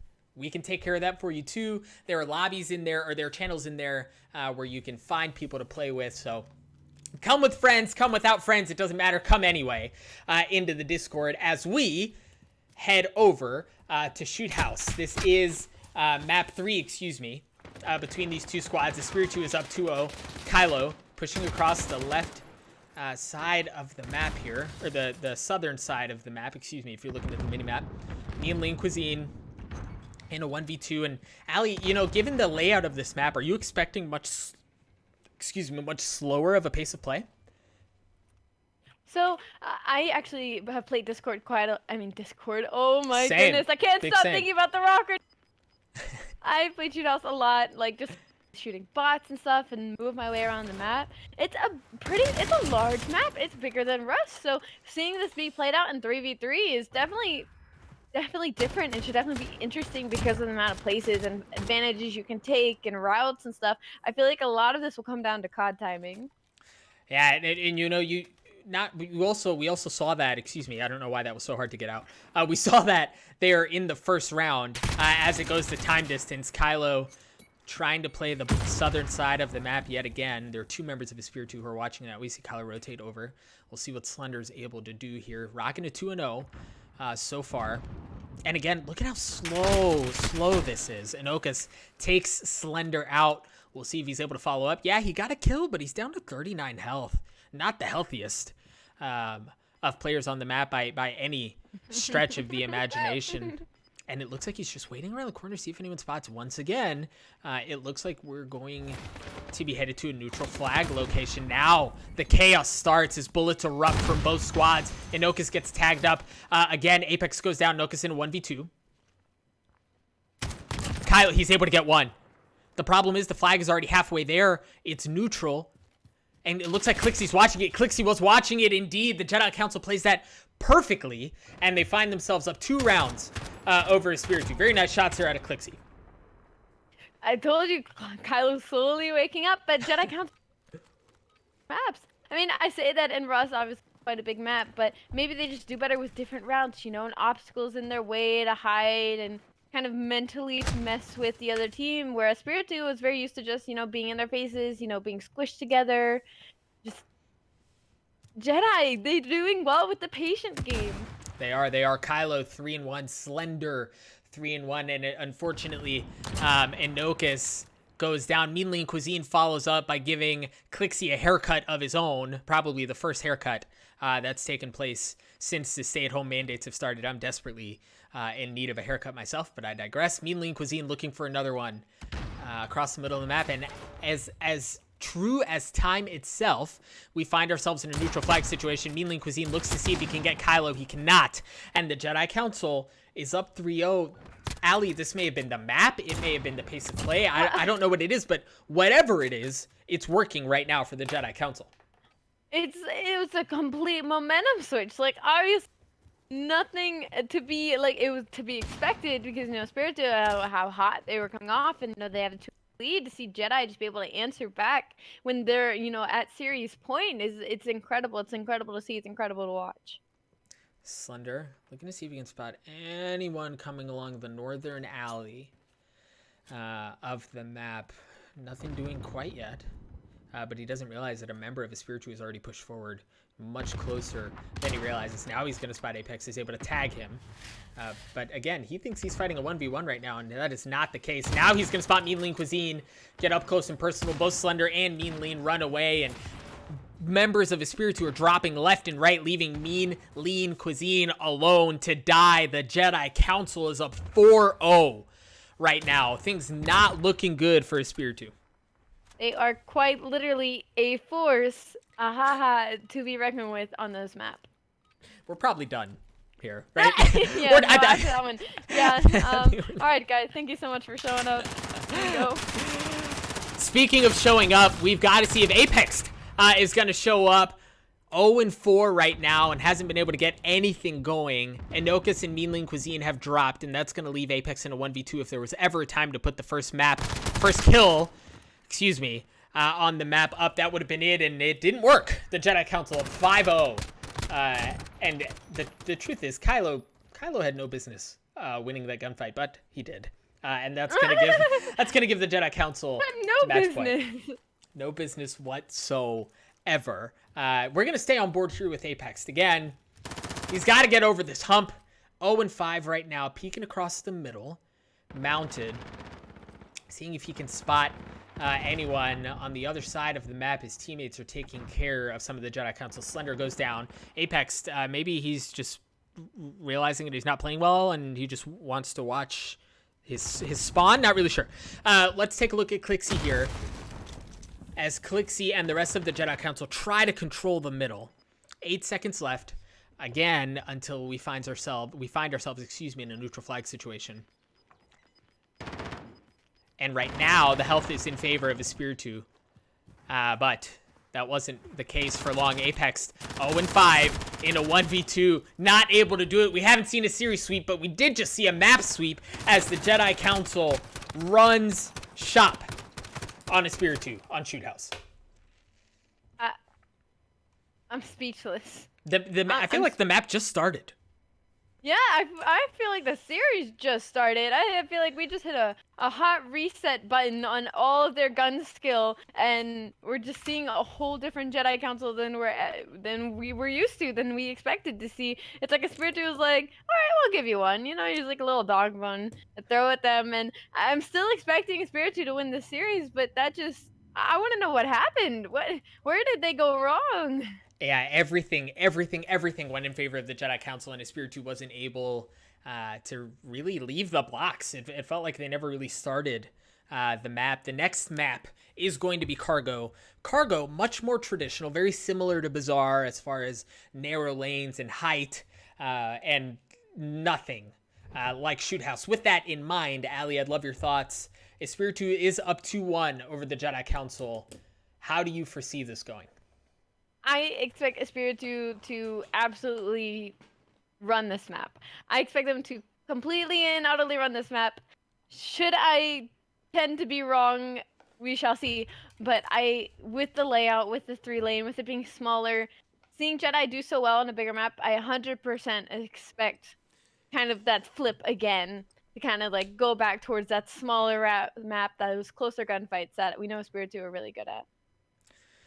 We'll see if there is a return of the Jedi and of their performance that we just saw on Shoot House here on Cargo. Again, we are loading into the next map. This is going to be Cargo. Espiritu has a 2-1 lead over the Jedi Council, and while things looked really good for the Jedi Council on the last map, it's going to take a lot more than that in order to get back into this series. Again, this is Cargo. This is the Røkkr Discord 3v3 gunfight tournament. This is Esports Doug, and alongside me is Ali Cat herself. And Ali, the Jedi Council, I mean, do they do it? Do they do it? That's the question right now, is do they do it? They have so much work to do, though, to get there. Of course, we've seen this would technically, you know, be a reverse sweep. And of course, we've seen those. Oh, okay. I lost you for a second, but those, you know, reverse sweeps happen, but it's a lot of work to be done. So I'm interested to see if they have the stamina in them to make that run. Kylo is the first to die. Clixie follows shortly thereafter, and Slender, again, the last man standing. It looks like it certainly may have been a case of the maps. It's tough to confirm, but that's what the stat line and the scoreboard is currently reflecting, as Espiritu wins the first round here on Cargo. We're going to hop on board here with Inokus. Inokus was able to get one on that last map, or excuse me, in the last round. And again, it's so interesting to see how the players and how the pace of play slows down for both of these squads here. You see both the Espiritu and the Jedi Council just kind of waiting and playing their corners. Neither team pushing forward or opting to push forward here. Inokus did take a good bit of damage there off of grenades. We'll see if he's able to do anything. And again, this is a neutral flag situation, and if history has a tendency to repeat itself, and spoiler alert, it does, things are going to erupt here in this moment. The neutral flag has popped up, and Inokus has started to push forward, as has Apex. Apex goes down, and Inokus gets one. He's running into Clixie, and unfortunately isn't able to get him. That's going to leave Mean Lean Cuisine as the last man standing, and Mean Lean Cuisine does the job, takes care of Clixie, and gives the Espiritu another round win. What tends to happen sometimes is, you know, both teams end up pulling the same strat without realizing that chaos. It's all at that point about reaction and gun skill, and once again, I would always favor Espiritu in this situation. Apex 0-2, and that makes eight rounds in a row without him getting a kill. He's currently on round 9, looking to see if he can get one. And he's in a 1v3. He's down to 31 health. Unfortunately for him, it looks very likely that the streak continues, and that is indeed the case. Apex really not able to get anything going, but if you're the Jedi Council, that feels good. You're getting a round on the board at the hands of Kylo. You need that. You need one. You got to start with one. Yeah, so you always have to start with one, and Again, I always say, round by round, round by round, round by round. I'm like a broken record repeating that all the time, but it really is true when you just, when the pace is going your way. Apex not having a hot map so far, capitalize on it, take advantage of it as much as you can because you never know when that switch is going to flip. And, I mean, 2 maps in a row that have been less than desirable performances out of Apex. He is currently in a 2v2 up against Kylo and Clixie with Mean Lean Cuisine. And again, we find ourselves in a neutral flag instance again, and this time it doesn't look like either team is willing to push forward. Apex goes down. Kylo follows. Clixie and Mean Lean Cuisine in a 1v1, and Mean Lean Cuisine does it. The action broke down so quickly. Take a look at it again. Mean Lean Cuisine is able to get one, and then the sweep onto Clixie gives him the other one. Things looking good right now, and when we think about these players and these teams and how they prefer to play, I'm tempted to give this round over to Spiritu, but as I say that, Mean Lean Cuisine drops first and Okas follows as well, and Apex in a 1v3. The man still doesn't have a kill, and unfortunately that's not going to change, at least this time, as the Jedi Council puts up another one. 2-3 now in favor of Spiritu, but again, the Jedi Council making things happen, making it work. I feel like I'm having like PTSD from map 2, like Mean Lean Cuisine just absolutely taking over the map and stuff. And once again, it's one of those situations where if Apex was just doing a little bit more, it's a completely different game. It's a completely different map. But because they're basically in a 2v3 right now, it's a little bit closer than Espiritu would probably like it to be at this moment. And he's got to turn something around here. He can't afford to drop a big goose egg. The fact that he's gone this long is already daunting enough, but he certainly can't continue. 8 seconds left until the flag pops. Apex is starting to push forward. He has spotted one player. This might be his moment. Yes, he gets one. We'll see if he is going to be able to get another one. Espiritu in a 3v1 against Kylo, and Kylo is just sitting in a corner, like literally shooting fish in a barrel. Bullets coming from 3 different angles, and Kylo goes down. And that's big for Spiritu, and that's big for Apex, for him to get that kill, to get, break the dam, if you will, and get some of that flowing again. It's big for him. We'll see well, Apex goes down instantly. Anokas follows as well. We'll see if Mean Lean Cuisine, 7-2, but in a 1v3. Look, if there was anybody I'd want in a 1v3 in this lobby right now, I'd want it to be Mean Lean Cuisine, but we'll see if he's able to pull it off. He might break the internet if he does. And take a look at the minimap, folks. The Jedi Council is all swarming back. Now we see Clixie. Looks like he's about to pop forward. And Mean Lean Cuisine turns away at literally the worst time possible. The Jedi Council wins another one. And that's what we like to call COD timing, my friends. Promise, it's never your fault. It's never your fault when it comes to COD timing. Unfortunate. But no. I'm going to repeat what you said earlier. It starts with 1, so hopefully Apex, getting that 1, getting that 2 forward. Hopefully we see a bit of a turnaround. Yeah, we'll see if he's able to pull it off. Kylo spots Mean Lean Cuisine across the map. But all members healthy right now. The stim certainly helping in that regard. Kylo now looking, slowly peeking his way upward, seeing if he spots anyone up on the upper barriers. Nothing going quite yet, and it looks like Espiritu is hunkered down. Now Kylo's starting to push forward. The neutral flag, once again, is the most important factor in this equation. Kylo starting to push forward as Slender drops. Kylo takes a little bit of damage on the drop. He's going to spot 1. He's looking for the second, not able to get the second or the third, and Espiritu wins. And it looks like it went down to time. Espiritu now 1 round away from eliminating the Jedi Council and advancing to the next round of the tournament. And if you're the Jedi Council, there's no time like the present. There's no time like the present indeed, and they're going to have to make something happen, and they're going to have to do it here. We'll see if Kylo, the hero of the map so far at 7-5, is able to continue his success. Drops a grenade, and looks like he damages Anokas pretty considerably, but takes a good bait back himself. Not the person on your team that you want at low health here, but Kylo slowly starting to push forward down to 32 health. Clixie, the healthiest member on the side of Jedi Council. Things are starting to stack up against the Jedi Council, it seems. and they're going to have to pull a potential miracle out of their hat here. 6 seconds until the flag drops. Kylo drops as well, and the players of Espiritu swarm. The Jedi Council is overwhelmed, and Espiritu eliminates them in map 4 with a 6-3 win on Cargo.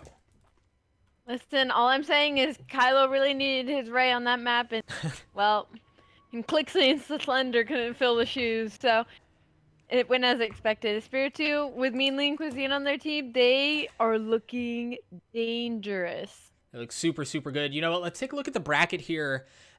We know we haven't looked at the bracket in the last little bit, so I want to see how things have transpired so far. It looks like, yep, there it is.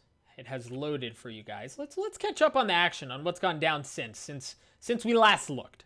Okay, Engage Tempo over Acidic Dangles. B-Towners +1 still rocking shop, taking care of Team 1 by defeating them 3-1. I'm noticing a trend. Totem 3-0s, Miniasim, and then we just saw the Jedi Council and Espiritu go toe-to-toe. Espiritu walks away victorious with the 3-1 win. So it looks like we're down to 4 teams. We started with 32, Allie. What was that? 2 hours ago. Just a little over 2 hours, 20 minutes ago, we started with 32 teams, and we are down to 4. 4 with prizes on the line, with everything in front of them, and a trail of carnage behind them. It has been, it's been a blast. It's been wild, and there's still more to come. But you know what? I think we need to take a look at a little bit more trivia, right? We saw we saw how the Røkkr, how players on Minnesota Røkkr were able to handle some of that. We'll see whether or not a different set of questions or maybe a different set of players has a different impact. Take a look yourselves. Team golfs in his spare time. Golf. Golf. I've never heard anyone say that. I haven't heard It has to anyone be one say of the anything. subs. Never heard anyone say that. Wait, Exceed maybe. Yeah. I think it's Caden. It has probably. Caden. Yeah, that's what I'm leaning toward. Yeah, I think it's Caden as well. Caden locking it in. I know that. You know that too, right? What is it? Exceed. Exceed? Oh, yeah. Yeah. Sheesh. Did Adam go? Maybe. We could go with Adam. I mean, look, if we, all right. Look, this is hard. We could go with Adam. I feel like we haven't. He's short, though. You're not lying. Justin? I don't think Justin golfs. I'm just messing you, bros. Me. Is it you? Yeah. Oh, all right. Well, there you go. Yo, I did know you golf. I didn't even think about that. I thought y'all knew that, but.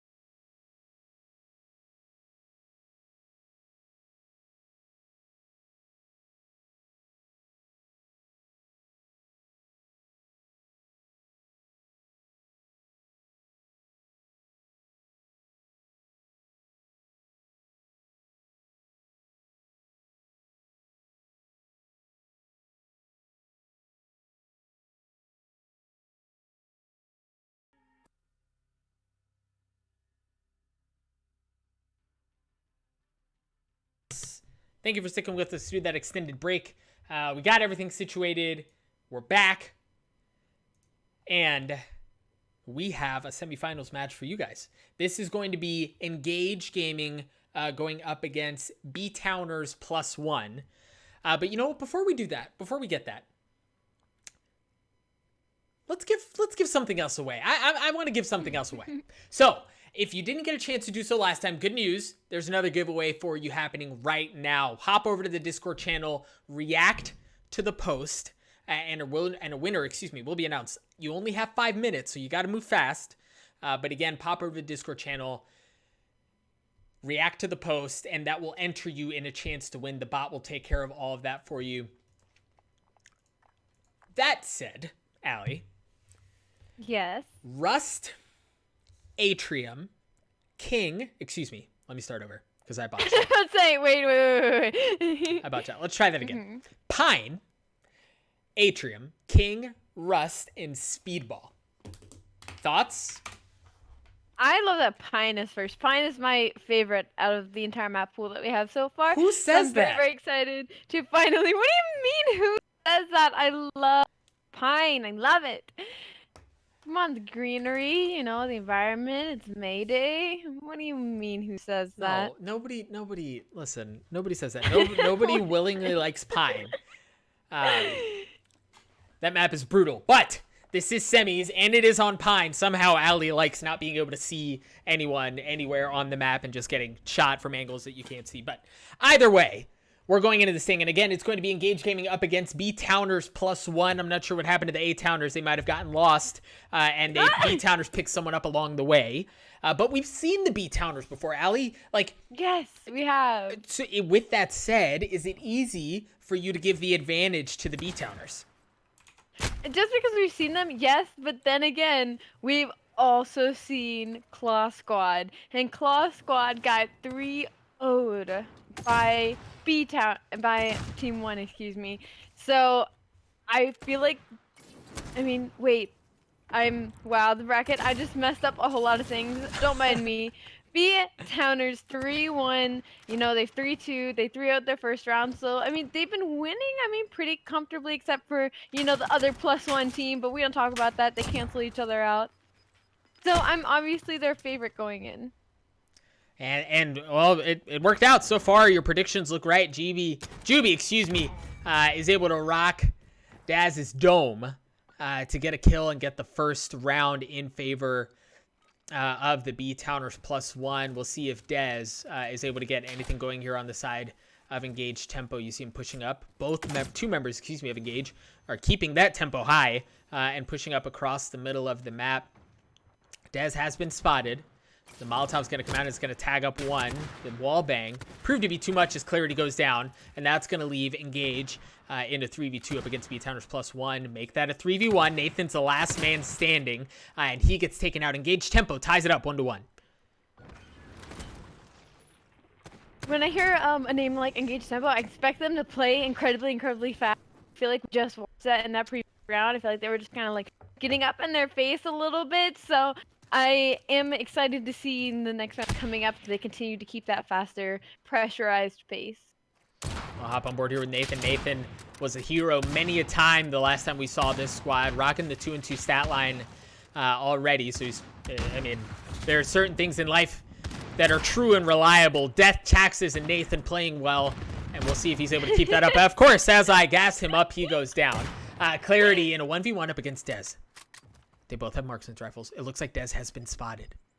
Clarity is going to reload. 5 seconds left until the flag spawns. He's going to tag him up, a little bit of information. Oh, but Dez has spotted him first. He has a shot on Clarity. Clarity manages to miss the first one, but you don't miss twice when you have that level of clarity across the middle of the map. He gets the shots needed to take Dez out. And that's going to give the B-Towners +1 another round win. Things looking really good right now for the B-Towners. Which is weird because I've been watching the mini-map, and Engage, I feel like, have always gotten mid-map control right off the bat. They've always had a person in middle right off the bat. So usually you feel like that would give them a lot more control, but I believe Towners have just been like, nope, that's fine. You know, if you go up in the middle, we'll snipe you a little bit, we'll pick you off, whatever, no big deal. Juby goes down first. Clarity with a very nice shot. See if he's able to get Dez as well. Yes, he is. Shots to the dome out of Clarity, and B-Towners +1 is up another round. Take a look at that shot one more time. Dez, not a whole lot he could do there. Just for the slimmest of moments, pops out of behind cover, and that is a mortal mistake when you've got Clarity with marksman rifle in his hands. 5-1. We're going to stay on board with him as he pushes up along the south side of the map. Clarity gets taken out. Juby, 1-3. Make that 1-4. Less than stellar stat line out of him. And Dez spots Nathan. We line them up, and Engage Tempo just knocks them right down 3 in a row in quick succession. And things, yeah, that round very favorably, very comfortably going in favor of Engage Tempo. What I'm really excited since we're into these later rounds is, you know, obviously the games are going to be a bit closer. You know, they're going to be a little bit comfortable for each team who's probably been winning pretty comfortably to here on to this point. But, you know, because we're getting to the more competitive levels of the tournament. So I'm happy to see, you know, not just a one-sided fight. And it was certainly a one-sided affair in that round.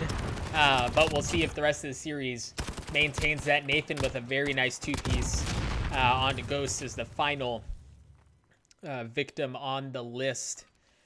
But look, like with how this map has started, things are looking really good, right? If you're B-Towners. Nathan again, 6-4 right now. Clarity goes down early on. See if Nathan's able to do anything here. He's going to pop out the pistol and he gets taken out. And Engage Tempo just as quickly as I'm singing the B-Towners praises. They get taken out. Engage Tempo playing really well so far. I like what I was seeing out of them. The fact that they played the map and they pushed up as a unit, right? Like they didn't kind of like slowly stagger. They all hit the 50-yard line together, and then we're able to apply that pressure across the board. Juby here sitting at 1-5. We'll see if he's able to get anything going here. He is going to spot one and is able to clean him up. Ghost is right on the other side. The C4, it's like he saw where the bullets came from. The C4 does not connect. And now we see him pushing forward. Nathan is running as well. Dez, the last man standing in a 1v3. He's not even able to take one of them with him as the B-Towners are up 5-3 right now over Engage Tempo. The tempo may be a little bit too aggressive out of Engage. It's tough to say, but right now things are going very well in favor of the B-Towners. Again, it's a long series. There's a lot of games to be played. And we'll see if Engage is able to get anything going here. But right now, at least on Pine, B-Towners +1, 1 round away from taking a 1-0 series lead over Engage. We'll see if Dez has anything to say about that. With shots like that, he certainly has an argument to make for himself.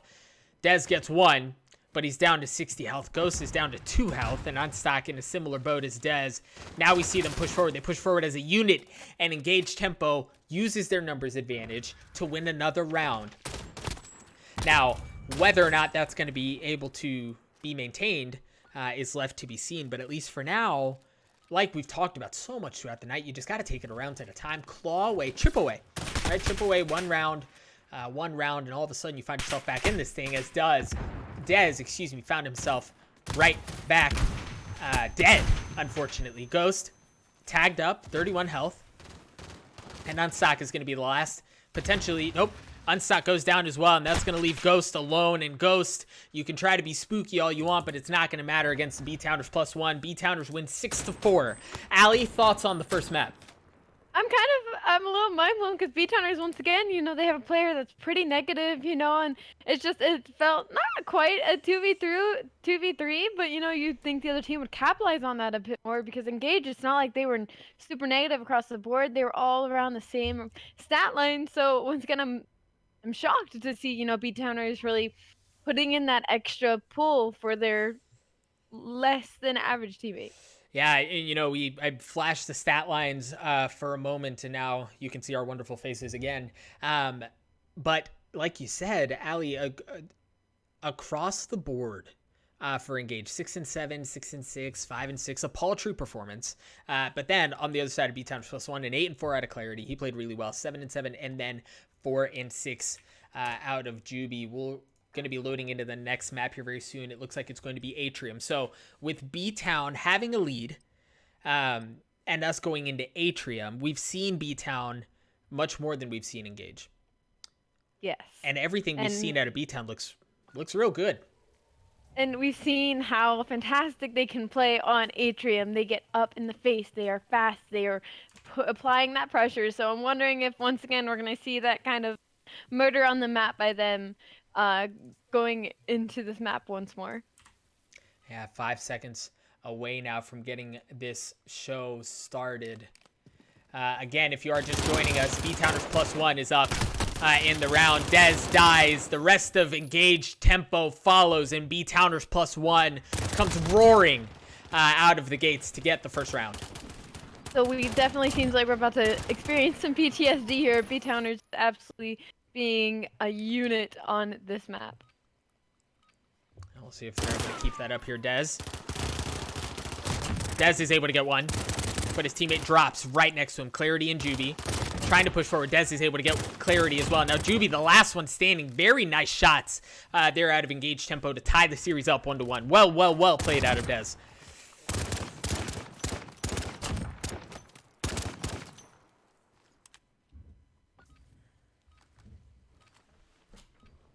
All right, loading into the third round here. And so far, at least on the side of B-Towners, it's been all Clarity and Juby. Nathan looks like he's getting a slow start out of the gate, but the B-Towners are not. I swear, when the B-Towners win a round, it's like, it's feast or famine, right? When they win a round, they win it instantly.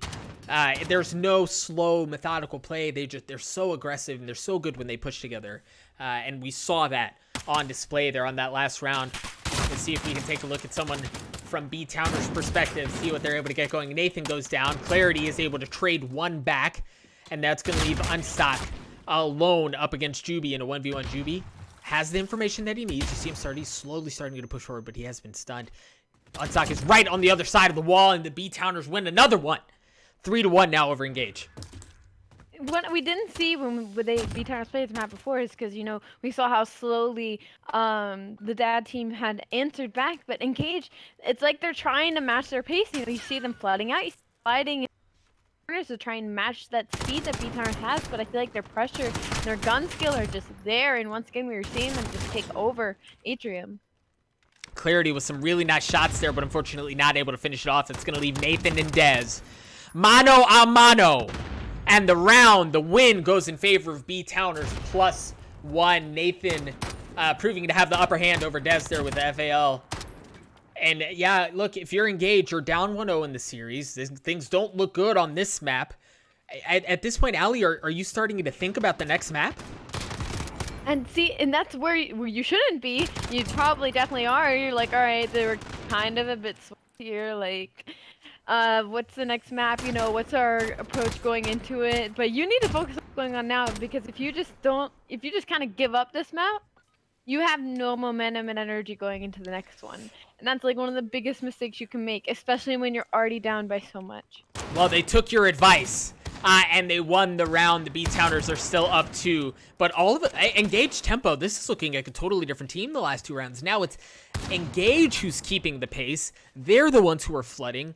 And they're the ones who are getting these round wins. Now, 2 rounds in a row, they find themselves only down 1 up against the B-Towners. And Engage somehow finds themselves in a very competitive map right now on Atrium. We'll see if Dez and Engage Tempo are able to continue that pace. Dez goes down. It gets traded out. Engage Tempo wins another one. All of a sudden, we're tied 4-4, Ali. Like I said, they focus on the map in front of them, because it's, listen, a very wise man said, it's never chalk. It is never chalked, indeed, and that's the song that Engage is singing right now. Dez gets taken out. Ghost looking to see if he can make something happen. A little hip fire there. Works, but it doesn't work enough. The B-Towners roar back with a counter punch of their own, and they take a 1-round lead. They find themselves 1 round away from taking a 2-0 lead over Engage here in match point. And you know, with how hot the hands have been, you've got to think that B-Towners are going to be able to keep this pace up, and they're going to continue to flood. We'll see what Nathan is able to do is Clarity goes down, but he gets traded out by Unstock goes down as well. Nathan dies. Juby, the last one standing, he gets one. No freaking way. Juby, don't do it to him. Juby? Juby does it to him! No! The B-Towners win 6-4. Juby, things did not look good for Juby, but Juby makes it work. The B-Towners +1 take another one over Engage Gaming, and B-Towners find themselves one map away. Just one map away from taking a trip to the grand finals. I can't believe that. Listen, I'm gonna jinx it here, saying like this might be our today. That's 100% a jinx. Probably gonna go to map 4. I'll knock on wood a little bit for him, but Juby, who expected that out of Juby of all people? Who the map before I called him below average because he had quite a negative stat line. Just pulling that one out for them to get them that second map win is who would have thought? When you needed him most, he was there. Oh, we'll see whether or not Juby's able to maintain this pace and continue to replicate his success. It looks like we are switching lobbies, which gives me a perfect opportunity to pull up the bracket one more time very quickly. We'll see what happened on the other side of things here. As we pull up the bracket, nothing has happened so far. Nothing happened. So we know that Totem and Espiritu are still going toe-to-toe. And we're watching Engage Tempo and B-Towners +1. So no updates yet on the other side of the bracket as we get loaded into this one. Allie, a 2-0 lead for the B-Towners. Is there something different that you need to see out of Engage Tempo here on the third map, which is going to be King, in order to feel confident about things? I don't know if there's anything different they need to do other than they just have to get used to how much pressure B-Towners apply, because King, once again, it's a much smaller map, and the layout is very not 3-lane, it's more like a 4 or 5-lane-ish map, but like I can already know B-Towners are going to be up in their face. I already know they're probably going to send like 2 top and 1 person sitting back. Like I know it's going to be a lot of faster plays, so I'm interested to see how Engage kind of reacts to that. They end up being that slower team, which we know doesn't totally work against B-Towners, but to see what their strats end up being, I'm super excited. Yeah, we'll see. And if you're B-Towners, yeah, you're right. Do they continue to that pace, that aggression that has proven to be so successful for them? And is it going to be enough to swarm and to overwhelm Engage Gaming as it has the last couple of times? The players are starting to trickle into the lobby. So as soon as we get them situated and podcasts are set up, we will be good to go. Folks, if you are just joining us, hello, welcome. So glad to see you. I'm Esports Dog. On the mic with me right there, actually, is Alley Cat. And this is the Røkkr Discord 3v3 gunfight tournament. This is a single elimination best of 5, which means, if you've been keeping notes at home, B-Town one map away from sending Engage home empty-handed and taking a trip to the grand finals. It looks like we are still waiting for one player to load into the lobby. So I want to take this opportunity to thank everyone who has come together to make this thing what it is, right? Thank you to all the Røkkr staff who are spending a Friday evening with us. Not that there are better things to do during a stay at home, let's be honest. But we appreciate it nonetheless. Thank you to everyone who has signed up to play. There's no tournament without players. And thank you to Allie for joining me on the desk. This has been a blast. And the maps have been competitive. The games have been competitive. The maps have been good. This has been a lot of fun. No, this for sure has been so much fun. I'm so happy that I can't believe I ever missed out on 3 because it's actually super, super fun to watch because it's like a mix of just running, gunning, and strats, and that's how obviously most competitive things work. But I don't know how to make it work, but it's better than 2v2. And it's like more chaotic than 4v4, and I'm having a lot of fun with it. I will say this. Having casted the last couple of 2v2 gunfight tournaments and then transitioning to 3v3 does feel like a notable difference. I think when you think about the pace at which things happen, and we just saw a couple of really good examples out of B-Towners +1 and Engage Tempo. when things happen, they happen really fast. There's no you die once, or you lose a gunfight, and all of a sudden everything slows down because it's a 1v1. Everything happens all at once, and it really is just like everything in the kitchen sink being thrown at one another. And this is not intended, but the tempo. The tempo really is. It's faster. Things happen faster. There's more action that goes down all at once. Things seem like they hang on a knife's edge more than they do in the 2v2. We'll see, whether or not that continues. And as history does have a propensity to repeat itself, that's certainly been the case. No reason to think otherwise. But B-Towners up 2-0 over Engaged Gaming. On the other side of the bracket, we see Totem and Espiritu fighting for the finals. This is not the final because this one hasn't been decided either. But fighting for a finals spot. Now, Ali, you haven't seen Totem. You have seen Espiritu. Totem has won a tournament with us before. They're very good players. Ooh. Any thoughts, predictions? Well, I was going to talk about how Spiritu, have been winning pretty comfortably, but then I look on the side of the bracket and Totem, 3-0, 3-0, 3-0. And so that makes me question, wow, they must be absolutely, wiping the competition, wiping the floor with them. So I'm interested to see. What I'm worried about is that, we get to our final and it being a sweep, and not as close to some of the matches we might have seen today. So that has me a little worried. So I guess we'll just have to wait to see how Spiritu ends up matching against them. But it does have me sweating just a little bit.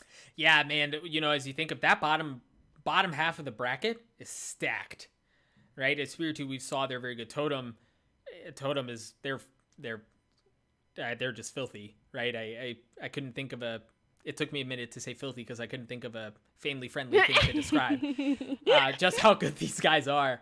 And Espiritu has been very, very good as well. So I'm sure that's a very close match. And then again, on the upside, let's talk about how these teams have gotten here. Engaged Tempo, 3-0's the North, 3-0's Clutch Monkeys, 3-1's Acidic Dangles. Engaged Tempo looks really good, right? If that's the snapshot that you're looking at, all other context notwithstanding, you look at that and you think, all right, Engaged Tempo, right? They're going to run shop.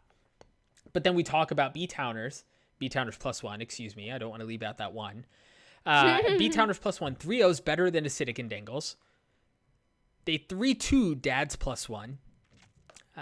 And then they take care of business by 3-1ing Team 1. So, if I just look at that, if I am just looking at series scores, I look at that and I think, all right, I got to give the advantage to Engaged Tempo, right? Yeah. But they're down 2-0. So one thing I love when it comes to, stuff like this and, looking at matches on papers, and I have a lot, in the CDL now that we're looking at, is some teams just match up better with others. There's not good money explanation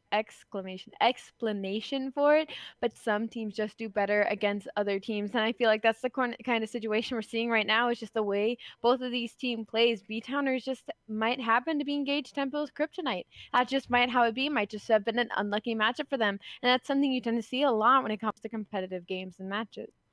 And it do be that way sometimes. It really do. It do, in fact, be like that. It do. We are having a player look like he was having some problems getting into the lobby, but as I say that, he literally joins. As I say that, it looks like we're going to be kicking off here very soon. Again, this is the Røkkr Discord 3v3 Gunfight Tournament. I'm Esports Doug. That's Alley Cat north of me right there. And we are loading in to the next game. Now, B-Towners, if you've missed the beginning of the series, B-Towners is up 2-0, right? They proved to be the better team on Pine and Atrium, and now we're going into King. And Engage Tempo has looked good, right? They haven't looked totally lost. They don't look like they're 1,000% outmatched. I think the series score does not necessarily reflect what's happening here. No, I completely agree. And people forget that. That's so funny. People tend to forget, 3-0's like, oh wow, they smoked. But then you look more in depth in the stats and what went on in the series, and they were just much closer games going on. There was just much more of a story behind the cover. Numbers don't lie, but it is possible that numbers don't tell the whole story if you aren't looking at all of them, and that's certainly the case here. Dez and Juby in a 1v1 with 7 seconds to go here on the opening round of this map. It looks like the neutral flag is going to be at play here. Dez just narrowly missing, ripping Juby's face off. Now we see him pushing around to the left side. A little bit of damage. That's going to give Juby the health advantage here. He's seen pushed forward to the flag, and Juby with the pistol flies across the screen from right to left and gets the kill. B-Towners +1 strikes first. Juby, he can hear me. He can hear me at this point. I swear. He knew I was talking family-friendly word bad about him, and he was like, you know what? Fine, watch this. And that's exactly what he's doing. He's really flipped the switch here. He has 3 kills as Juby gets taken out by the hands of Dez. Dez trading back with a couple of nice kills of his own. That's going to leave Clarity alone up against Ghost and Dez. He's in a corner. They know where he is. They can smell blood in the water, and they swarm. Engage Tempo ties it up 1-1.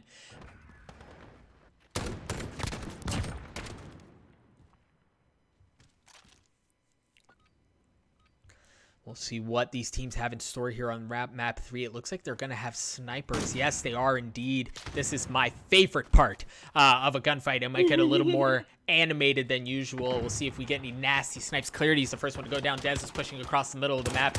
And as I get excited about snipers, it doesn't look like anyone's using them. Ghost is going to spot Juby, drops the molly at his feet, and you feel him burn. Now we see Ghost pushing around. Juby manages to get the kill. Al, you might have been right. Juby's feeling himself right now. Listen, and I just looked, and he had just followed me on Twitter, so I'm probably... This man heard everything I said. It was the Twitter gas.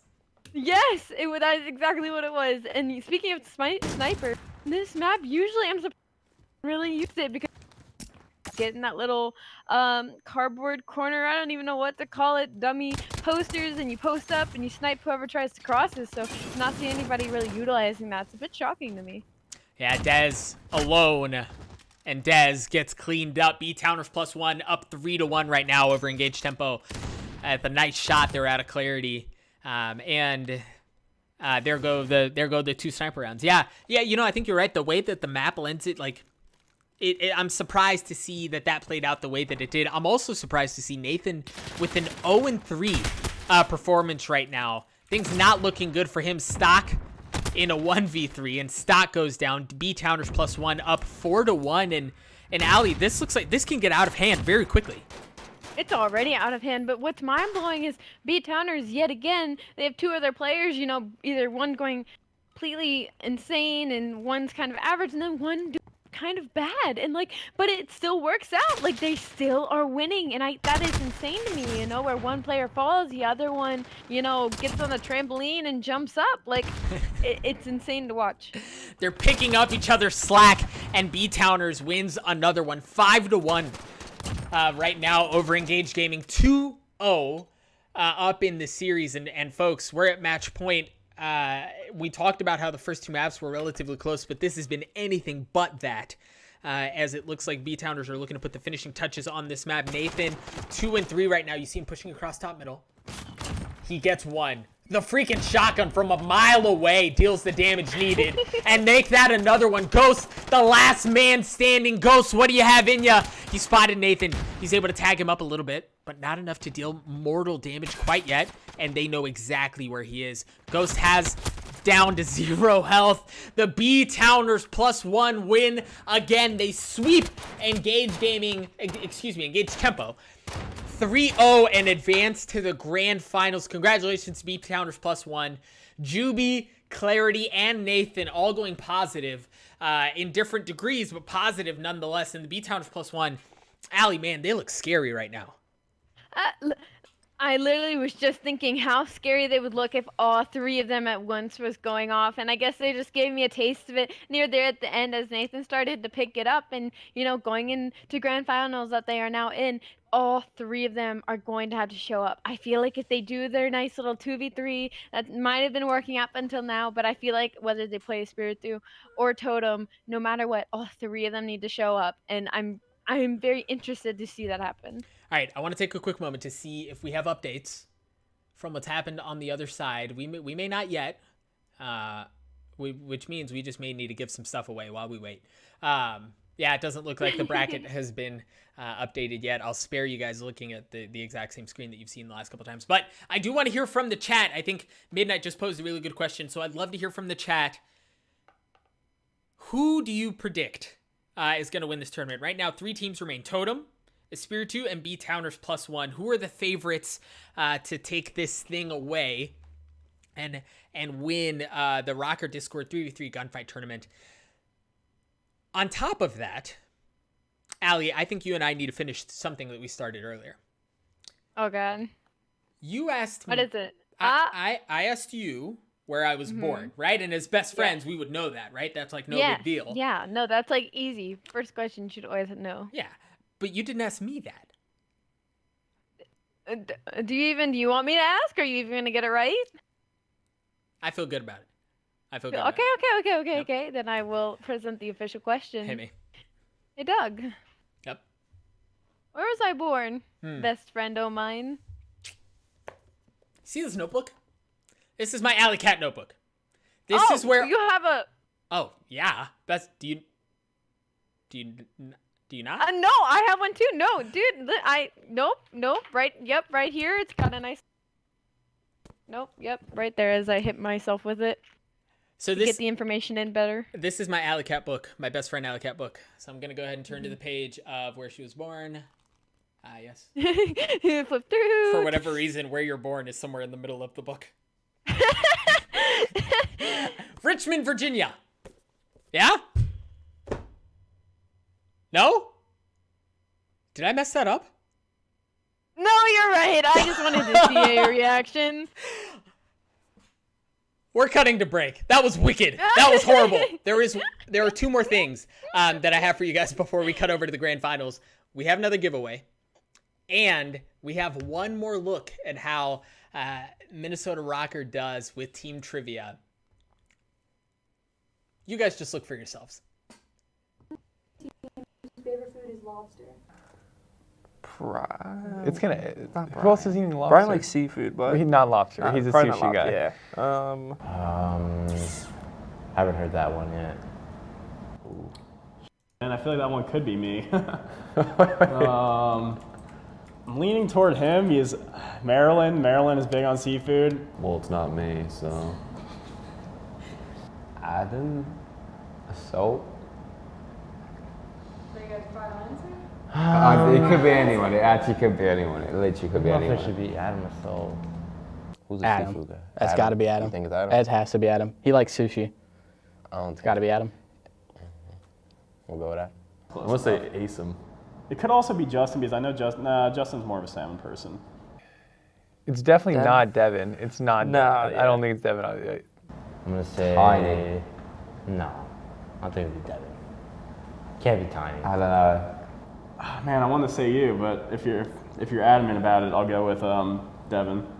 Dev. Oh. All right, I have to lock in with him. I'll pick Devin. Wait, it could be Justin. Yeah. He lives in Vegas. Yeah. Justin. All right, Justin, confirm. Well, we don't have a God or X answer yet. All right, God or X, please. Please tell me it's Adam.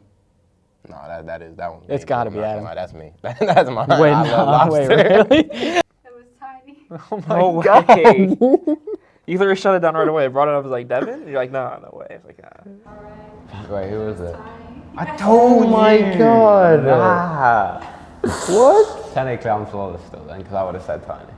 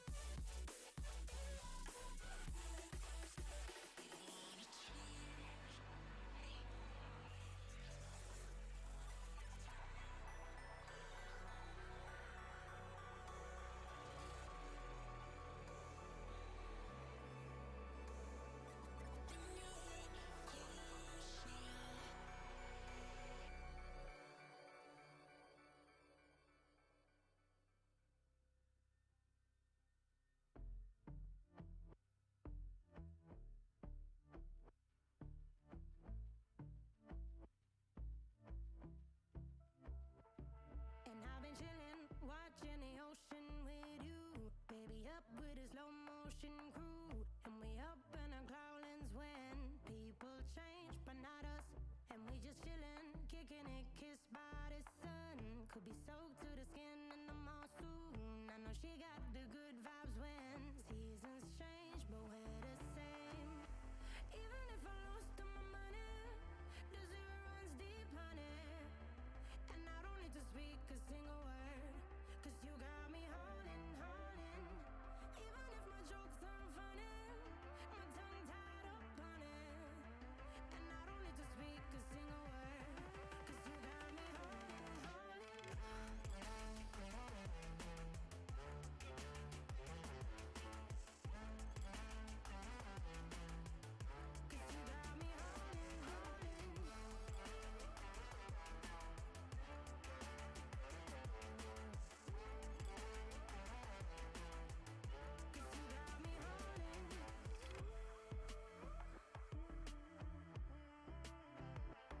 And I'll be running, possessed by a low, low voodoo. Fired up like a wolf on a full moon. And we're stuck in a la la land. The tides will turn without us. And I'll be killing time like I might be a cartoon. Take it in real life like haiku. I know we got the good vibes when pieces fall right into place. Even if I lost all my money, the zero runs deep, honey. And I don't need to speak a single word, 'cause you got me holding, holding. Even if my jokes aren't funny, my tongue tied up on it. And I don't need to speak a single word, 'cause you got me holding, holding.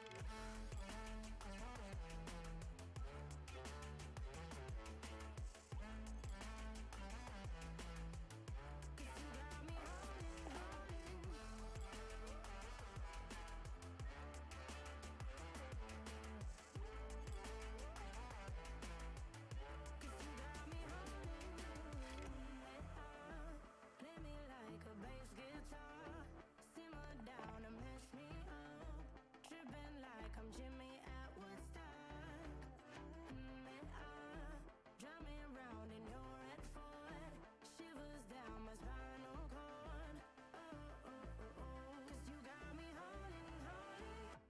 Even if I lost all my money, the zero runs deep, honey.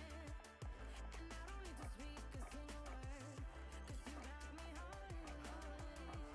Even if my jokes aren't funny, my tongue tied up on it. And I don't need to speak a single word, 'cause you got me holding, holding.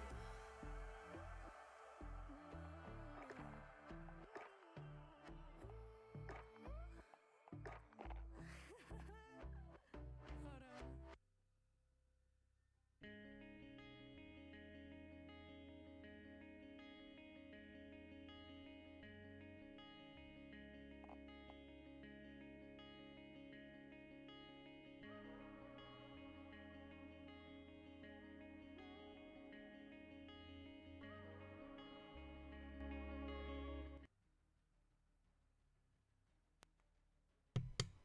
It's like Christmas has come early. Guys, we have a treat. We have a treat. And it's a good one. Allie, do you like surprises? Do you like treats? You like pleasant things? Do you like being happy? Do I like pleasant things? Yeah. Do you like happiness? No. Yes, of course I do. Good. Excellent. Because you know what? I'm going to help with that. We are going to get to cast Game 5 of the other semifinals between Totem and Espiritu, right? That match was happening off stream, and it looks like we've been able to slide our way in to catch the last bit of action. So the teams are loaded in, or excuse me, the teams are already in the lobby. They are loaded up and ready to go. And we're going to get to cast this. And I'm freaking fired up. No, I'm super excited, especially because, we've seen all the trios from Totem, and they're in a Game 5. They're in their first Game 5. They're in their first Game 4. Like, I'm excited to see how exciting this, hopefully, final map is. Yeah, and there's no, again, given the history between, not the history between these two squads, but how these two teams have gotten here, there's no reason. And then actually, yeah, the history between these two teams for the last 4 rounds tells me that there's no reason to think that it's going to be anything but electric and exciting. The last map that we didn't get to see on the previous semifinal series, map 5, is speedball. So we saw this to kick off the night. It happens very fast. It's very aggressive, and it things transpire very, very quickly. So we are going to go ahead and load in again. This is Totem against the Spiritu. This is game 5. It all comes down to this: the winner of this advances to the grand finals, and the loser goes home with nothing to show for it except maybe a "you tried." A high five from one of their teammates if they're lucky. Maybe if you're high-fiving when you lose, I don't know. I guess to each their own. Trident looking to see if he can spot anyone along the southern side of the map as Jazzberry goes down first. Sam is down to 9 health, and he follows suit, and that leaves Inokus and Apex up against Trident. Trident pushing around the right side of the map. Spotted Inokus, unable to get the damage needed to get the kill. Spiritu wins round 1.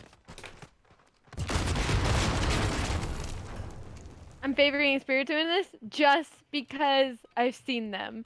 Just because I know they're a good team, but I am very interested to see what Totem could do, because it's their last tourney winners, so you're expecting a lot out of them.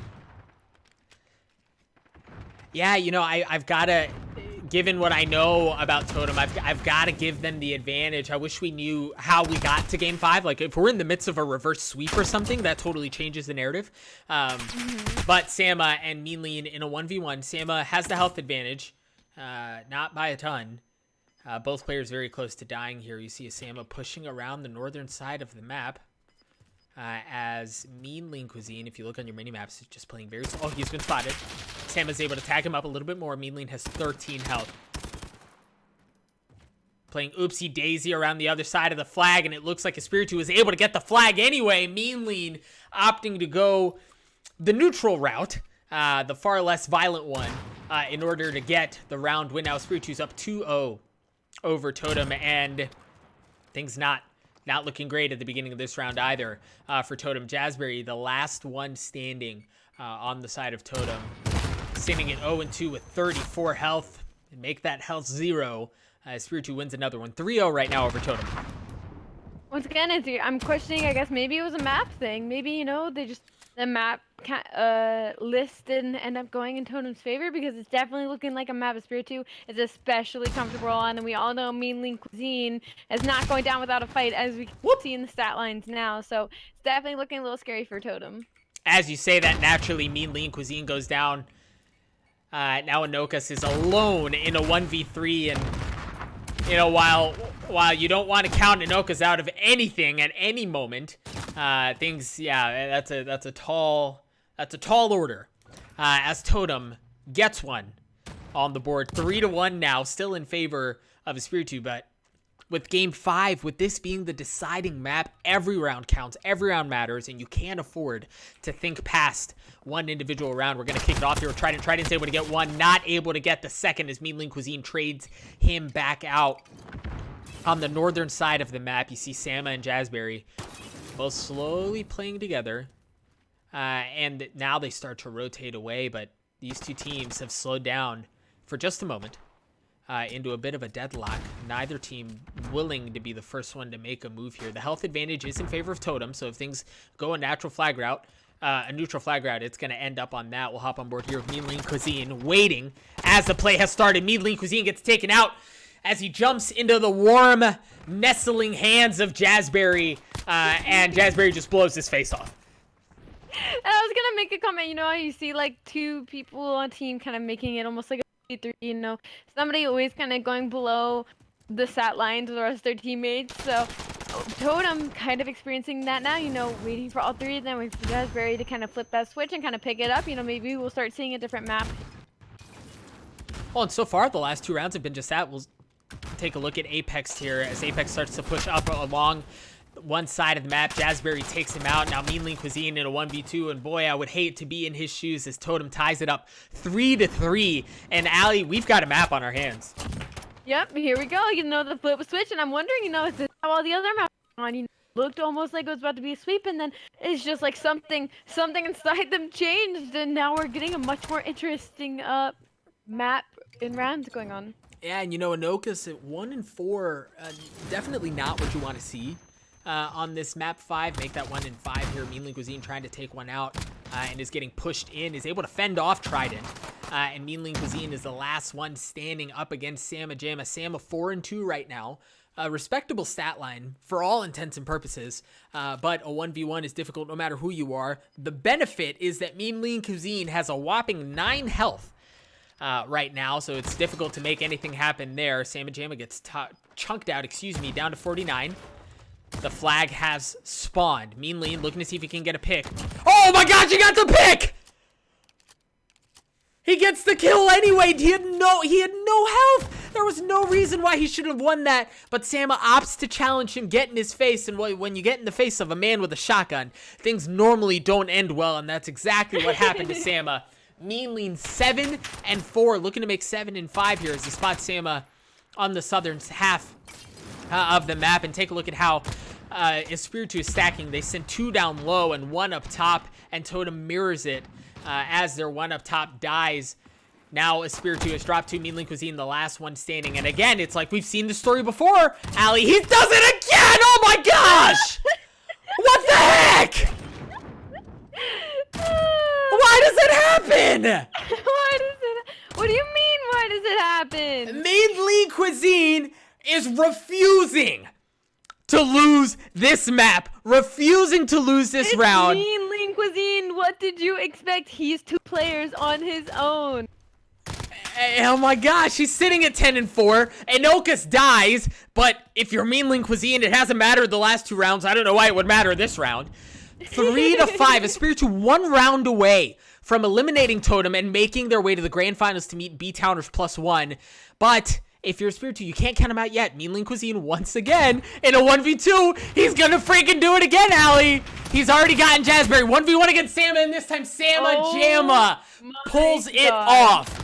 Holy smokes. Had Sama lost that one again, I don't know, poor guy probably would have never played Call of Duty ever again. But he manages to pull it off to get it 4-5. Still in favor of Espiritu, but that's 1 round closer if you're Totem. We're going to hop on board here with Trident. Trident 7-7. See if he can spot anyone. A very, very slow pace of play out of both of these squads. Guys, look at the minimaps. Neither team has left their spawn. They're both playing very, very slowly. Jazzberry goes down. Trident has low health as well, as does Sama, and it now is the moment. You can see on the mini-map, members of Espiritu are starting to swarm. Trident's going to try to fend them off, but when you're in their faces like that, is there much that you can do? No, Trident goes down. Sama in a 1v2 for the bread, and he isn't able to win it, folks. Espiritu is moving on to the grand finals. An unfortunate ending for Totem there in the semifinals, going down on map 5, 6-4, a 13-5. Let me say that again, because just in case you guys think it was a glitch or lag or something. 13-5 out of Mean Lean Cuisine. Holy cow. I'm just in my head, I can just hear the chants, Mean Lean Cuisine, Mean Lean Cuisine, Mean Lean Cuisine. I mean, wow. Ion had a terrible stat line, and it didn't even matter because Mean Lean Cuisine's 2 people on his own. I mean, Apex 4-7. I mean, he's not like he really had any outstanding numbers either. Not that he needed to, because you know you have Mean Lean on your team. But wow, you really, that is the definition of one player just taking over a map. Possessed, a man possessed, refusing to go out without a fight. Lean, mean, carrying machine. That's probably the best nickname I've seen for him so far. Shout out to Paul O'Connor for dropping that nugget of joy. Nugget of joy. Yeah, that was absolutely filthy. Folks, we do have one more giveaway. We have one more giveaway before we lead into the grand finals. For all the marbles, for all the prizes, for everything. So here's the plan. We're going to go ahead and drop the Discord bot. Head over to Discord. Make sure you react to the post for your chance to win. We're going to buy you guys 5 minutes to go ahead, or close to 5 minutes. Probably not 5 minutes, but close. Close enough for you to go ahead, hop over to Discord, react to the post, and enter for your chance to win the giveaway. Once that is over. Once we return from this break, we're going to go into the grand finals. And to give you guys a little teaser for what we have in store, I'm going to drop the maps for you just so you can get all, excited and fired up about it. I get fired up about it anyway. All right, map 1, Shipment, Rust, Shoot House, Stack, and Docks. That is what's waiting for us on the other side of this break. Go interact with the Discord post. Enter for your chance to win free stuff. Who doesn't love free stuff? I love free stuff. Everyone loves free stuff. And don't go far. Maybe grab a beverage and join us here, because once we return from this break, we're heading into the grand finals. 32 teams and only 2 remain. You're not going to want to miss this, folks. Don't go anywhere.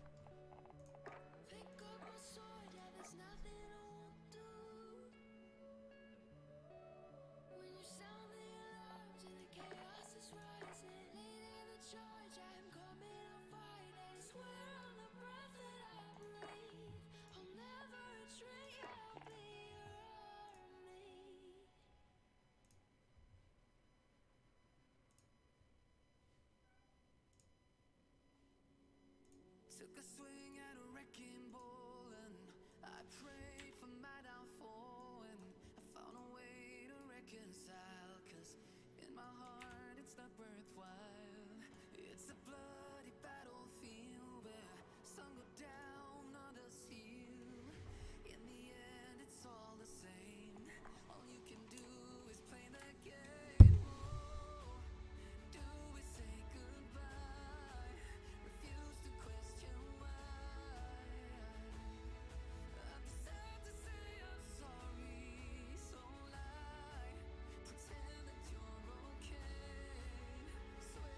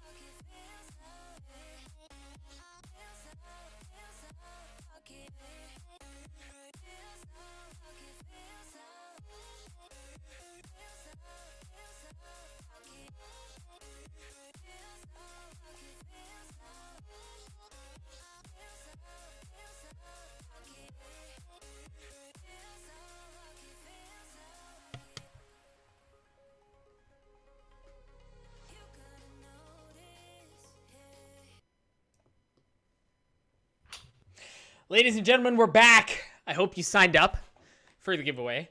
If you didn't, well, that was very foolish. And you should have done it. I don't know what to tell you. That was very silly of you.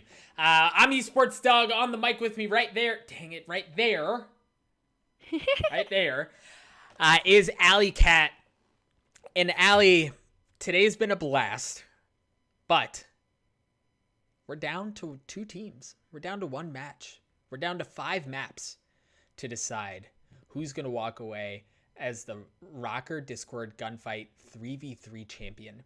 For the last probably 3 hours, we've had 32 teams go toe-to-toe in a single elimination best-of-5 bracket, and it all comes down to this. 2 teams will enter, and only 1 will emerge victorious. 1 will be able to say that they won the first 3v3 Røkkr Discord Gunfight tournament that was put on, and that is not something that anyone can take away from them. This will be written in history, in the history books for times to come. But it all culminates here, now, with one last series, one last map. This is the grand finals of the tournament, and it's going to be B-Towners. I've been calling them B-Town. B-Towners +1 going up against Espiritu. Both of these squads, they went through some stuff to get here. And yes, Doug, that is in fact how tournaments tend to work. yes, they went through some stuff to get here, but by golly, they made it, and that's all that matters. And now we're loading in. Again, in case you missed the beginning, or you missed it before the break, I want to break down the maps for you guys. Shipment, Rust, Shoot House, Stack, and Docks. Stack and Docks if needed. Shipment's going to be map 1. The players have already loaded in, so we're going to be cutting over here very, very shortly. Again, this is the grand finals. This is all the marbles. Allie, we've been waiting for this for 3.5 hours. I need predictions from you, quickly. Okay. Quick predictions.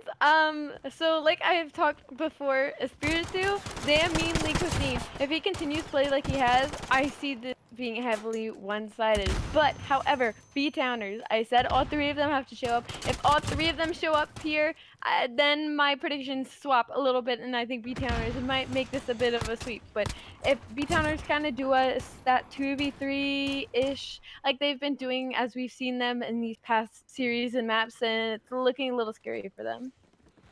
The B-Towners +1 strike first here on Shipment. Nathan with a 2-0, Clarity following with a 2-0 his own. And Nathan's literally flying at them. The man just jumped off of a container with reckless abandon and manages to win the round anyway. Clarity with an insane 2-piece, finishing it off, capping it by a kill onto Apex. And holy smokes, Ali, if that's any indication of the rest of this series, things are going to get out of control for Espiritu very fast. We're going to stay on board here with Nathan as Nathan pushes forward. Yet again, he gets taken out, but it gets traded out as well, and that's going to leave Clarity in a 1v2. Clarity gets taken out. Espiritu, I was just saying things look like they might get out of hand, but Espiritu responds, and it couldn't have been any sooner. I felt like maybe Espiritu, like they saw them just run at them. They're like, oh, we were. Then, going to the 3rd round, they're like, all right, we're ready for it this time. How are y'all gonna play? Pure crackhead energy. Oh, but look at how Espiritu's playing the map, right? Like, they stay in their corner. They stay close to their spawn, and B-Towners, because we've seen it the entire tournament, they like to run, and they're just gonna run at him. Nathan with a really nice 2-piece. Nathan at 5 and 2. He's already gotten 2. And Inokas has 15 health. Nathan has 16 health. So, however slight, it is technically still an advantage in favor of Nathan. And it looks like both players are just waiting for the neutral flag to spawn. 3 seconds away. Nathan slowly starting to creep up. And you can hear, oh, Nathan was just waiting. Well, all tournament, I was just saying that they like to run. And in that moment, Nathan opts to play back and wait. And it was the Spiritu who rushes for the flag, and Nathan, that's just easy shooting at that point. A couple of shots back into his back. Wham, bam, thank you, ma'am. And that's going to give B-Towners a 3-1 lead. Juby goes down, and Nokus follows as well. We're going to stay on board with Nathan because he's filthy right now. He's 8-2, looking to be 9-2, but Mean Lean Cuisine manages to get the nice 2-piece, and Espiritu puts another one up on the board now. 3-2 in favor of B-Towners. And, you know, one thing is it's always important to know when to play fast and when to play slow. When to know to change your pace. So nice to be able to do that. That was incredible out of him. As we know, they're all a very gun team. Spiritu, it's looking scary because when you only have Mean Lean Cuisine against a team like B-Towners, it's not looking easy. It's definitely quite an uphill battle for them. Speaking of Mean Lean Cuisine, he takes out Nathan. Juby is left alone in a 1v2. He's able to get one. He's looking for Anokus now for the other one. Juby has spotted him. Oh, but he hesitates for just a moment. And Espiritu's able to tie it up 3-3. Some nice shots out of Anokus, and the delay from Juby proved to be everything that Anokus needed in order to win that round. And I believe we've got marksmans. I want to see if Anokus is able to win. To pick up where he left off. He's just waiting to see if anyone's going to cheat around on the map, and now he's starting to peek a little bit of his own, maybe getting a little impatient. He's going to spot Juby. Shots narrowly go just a bit left there. Apex goes down on the other side of the map. Nathan follows as well, and that's going to leave Clarity in a 1v2 up against Mean Lean Cuisine and Anokus. Things are going to slow down. 5 seconds left until the flag spawns. The flag has spawned, and for now, if you're a Spiritu, you can afford to play this very slowly. You've got the health advantage. Oh, but Clarity's on it. He's been tagged. He's been spotted. He tries turning onto Anokus and isn't able to pull it off. Espiritu, for the first time this map, if I'm not mistaken, takes a lead over B-Towners +1. And I don't know, correct me if I'm wrong, I think it's supposed to be Ion. I only say that because I've seen an Ion team before, but Ion, who you've been calling Anokus, has started off so slow, and even in other series, I feel like he started off slow, and for him to pick it up now, I mean, that could be absolutely so important for Espiritu, because now it's a completely different game, because you have Ion doing well, you have Mean Lean Cuisine doing well, and now that's looking much scarier, much scarier for B-Towners. And of course, as that happens, very nice shots out of Juby. To give the B-Towners another round win. It's going to be tied up 4-4. Brendan McEachern, if you want to play in the next tournament, best way to do that is to sign up in the Discord. That's where all the tournaments are posted. We love seeing new blood in these tournaments. Juby not able to land any of his shots there. We see him push up, and now he's able to get one as Apex goes down. It's Juby and Clarity in a 2v2 against Mean Lean Cuisine and Ion Kiss. We're gonna go with Ion. For my sanity to save Juby. Juby in a 1v2. And he's very weak. He's able to get one. Juby 5-5 right now, but with 9 health. And there's not much of a leash that he has there. And of course, he's playing aggressively too. He's gonna get in his face! Oh my gosh, he did it! Holy cow! Juby does it again! 9 health! And he manages to win the 1v2 anyway. Juby showing that health is not a concern, especially when you get in the face of someone with a shotgun. It doesn't matter. The B-Towners +1, match point right now over Espiritu. And after the play that Juby just had, we got to go back on board with them.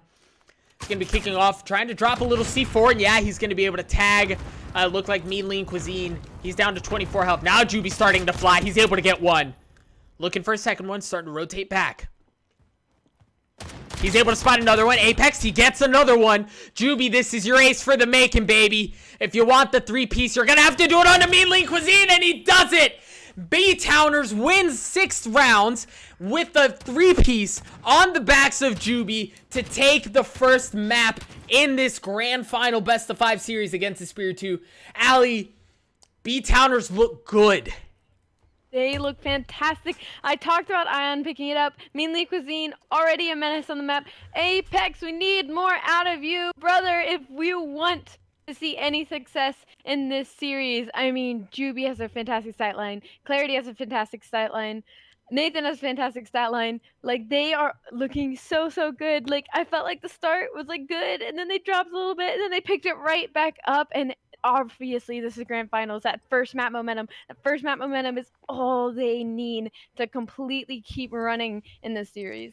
9 health and a dream, as Josh Thompson so aptly put it. We are loading into the second map. This is going to be Rust. Again, this is the grand finals. This is a best of 5. There is no losers bracket. There is no bracket reset. There's just this and nothing more. As we load into Rust here, B-Towners +1 managed to get the early advantage up against the Spirit 2, and on a map like Rust, it's difficult to replicate that level of success. We're going to see whether or not that pans out here on the second map. Excuse me, I had a bit of a yawn coming in. One interesting thing about the next 2 maps is they are the biggest maps in this rotation, in any of our rotations, and so that's weird to me because Shipment isn't really that. Obviously, was a more lane type of map where now that's much more open. There's many more places to go, many more routes to take. So I'm interested to see which team has success here when it comes to these bigger map pools. Yeah, less linear maps. Absolutely, Nathan gets taken out. And, as you were saying that, it was funny. Nathan was just roaming around the bottom of the map. You were just talking about how non-linear this map can be. And naturally, Nathan just like walking circles around the bottom of the map. Mean Lean Cuisine is able to give the first round over to Espiritu. We'll see whether or not they're able to keep that up. We're going to stay on board here with Mean Lean Cuisine because, well, the man is 2-0 right now and has not shown any signs of slowing down all night. He's gotten his team this far on many an occasion. It's been the Mean Lean Cuisine show with supporting cast. Now Mean Lean Cuisine at 50 health. Apex goes down. Oh no, okay. He manages to get that was scary, but he manages to get it anyway, and then he gets a second one. That's gonna leave him and Nathan in a 1v1. Mean Lean Cuisine slowly trying to crawl his way forward.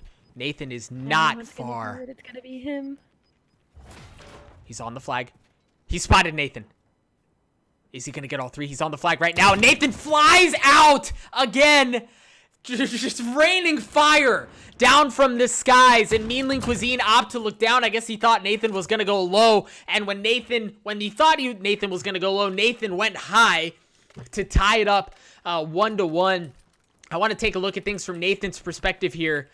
Because the man, well, he's a freak, and it looks like this time he's going to be pushing low with the SMG, a 2-1. Right now, Mean Lean Cuisine on the other side, 5-1, as he manages to get that snipe onto the head of Clarity. That's going to leave B-Towners +1, down 1, with just over 10 seconds left to go.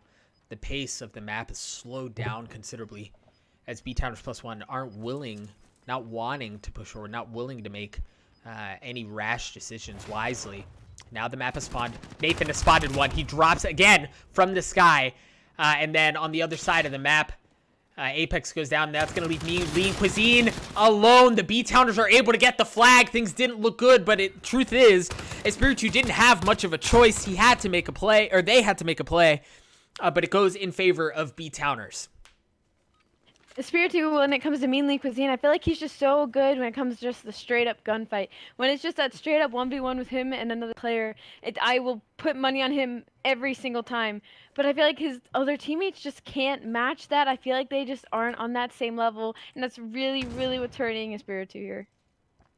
Gonna hop on board here with Mean Lean, 5-1, and he got the opening snipe on the last round. He's still rocking that sniper in his hand, opting to play back. His teammate goes down, and he immediately switches over. As Apex dies, Juby is just around the corner. He hasn't spotted him yet. Now Juby flies out. Mean Lean gets one. You see him start to rotate out back the way he came, and Clarity is the last man standing on B-Towners +1 side as well. Once again, a 1v1. Mean Lean Cuisine was bested last time, but he's not going to be bested this time. Espiritu wins off of the overtime flag. Well played there by Mean Lean. Once again, he's the man, the myth, the legend. It just feels like He's a one-man team all on his own. I mean, again, just imagine for a second Apex picks it up just a bit. I mean, he might be the bait, I don't know, but just imagine he picks it up just a sliver, and this game would go completely different. Sideways indeed, as has this round gone for Espiritu. Mean Lean Cuisine in a 1v3, and no! He got knifed across the map? Oh, Nathan! You didn't have to do him like that, man! Nathan hitting the knife from a very, I mean, not quite across the map, but certainly not close. And Nathan gets the round win, for B-Towners +1. Gonna hop on board here with Apex. Apex looking to get a knife kill of his own. Well, I guess when you're 0-5, you gotta try anything. And everything that you can. Apex not able to land any shots onto Clarity. Now we see him rotate down. Juby takes him out. An 0-6 performance out of Apex. Sanokas, a last man standing for Espiritu. And they're swarming all over him. There's not a whole lot he can do there. B-Towners +1 wins another one. Up 4-2 right now. And this is where it starts getting scary, you know, they start widening that lead. And thank you, Josh Thompson, in the chat for saying Nathan's playstyle is built for straight entertainment at the perfect time when he gets that knife kill. You are not wrong. He has been a absolute, I don't know, crackhead, maniac, psycho on the map, just doing crazy things and them ending up working out for him. Truly built for entertainment. And Mean Lean Cuisine has as well 7-3. And once again, in a 1v3. He spots one, not able to get anything going. B-Towners +1. They look really good right now, Ali. And they're up 5-2. They're one round away from taking a commanding 2-0 lead here against Espiritu. And it's just, like I said before, Mean Lean Cuisine is 2 players on his own, but he still needs help, and it doesn't seem like he has any on this map. No, Apex 0-7.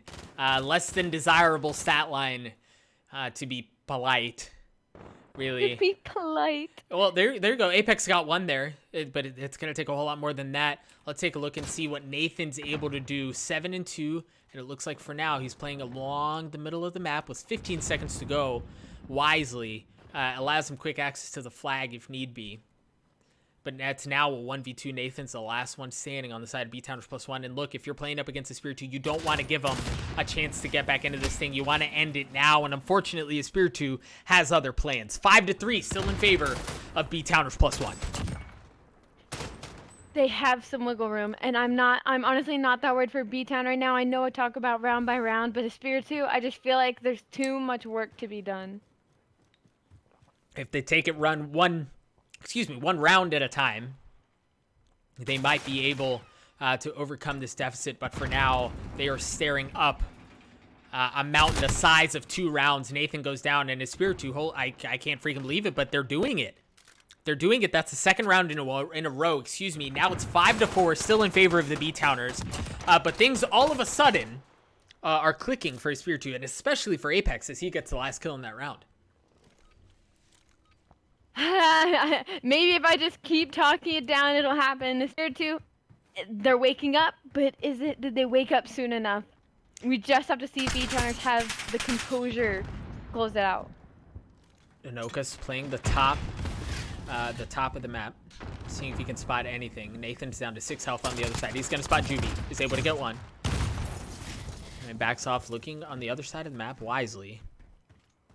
Making sure there are no cheeky rotations, no cheeky flanks that are going down. And Nathan, 6 health and a dream. He's able to get one, but he's not able to get the other. Espiritu ties it up 5-5. Oh my god. Map 2 is going to round 11. Folks, if you wanted entertainment, if you wanted a good map, well, look, I got you something. Round 11 here on Rust between B-Towners +1 and Espiritu. Nathan, the man whose name we have called many a time, is going to be the person that we start off with here, and I wouldn't want to have it any other way. Nathan playing across the middle of the map. Ion is the first one to go down. Apex follows, and they can now swarm onto Espiritu. Mean Lean Cuisine. I mean, the man has done it before. but he's going to have to pull a rabbit out of his hat here. He's down to 50 health. If they don't push together, if you're B-Towners, you got to push together here. You can't afford Mean Lean Cuisine picking you guys off one at a time. They've spotted him. You see him rotating down towards the flag because he doesn't really have a choice here with 49 health. Clarity's going to be the first one there, and he gets blown up. B-Towners wins 6-5 in round 11. And Allie, B-Towners one map away from the 3-0 sweep. I said, Harvest and Finals, all three of them have to show up, and B-Towners have just proved it. All three of them showing up that entire map, getting a little scary there in the end because nobody finds a clean sweep super entertaining. But up 2-0 now, they're sitting comfortable. How good a reverse sweep would be in this moment, but it's looking so far-fetched from how these maps have been going. Oh, it's so difficult. And again, like, the next map is Shoot House. That's not easy. That's a difficult map to win on. That's a difficult map to play.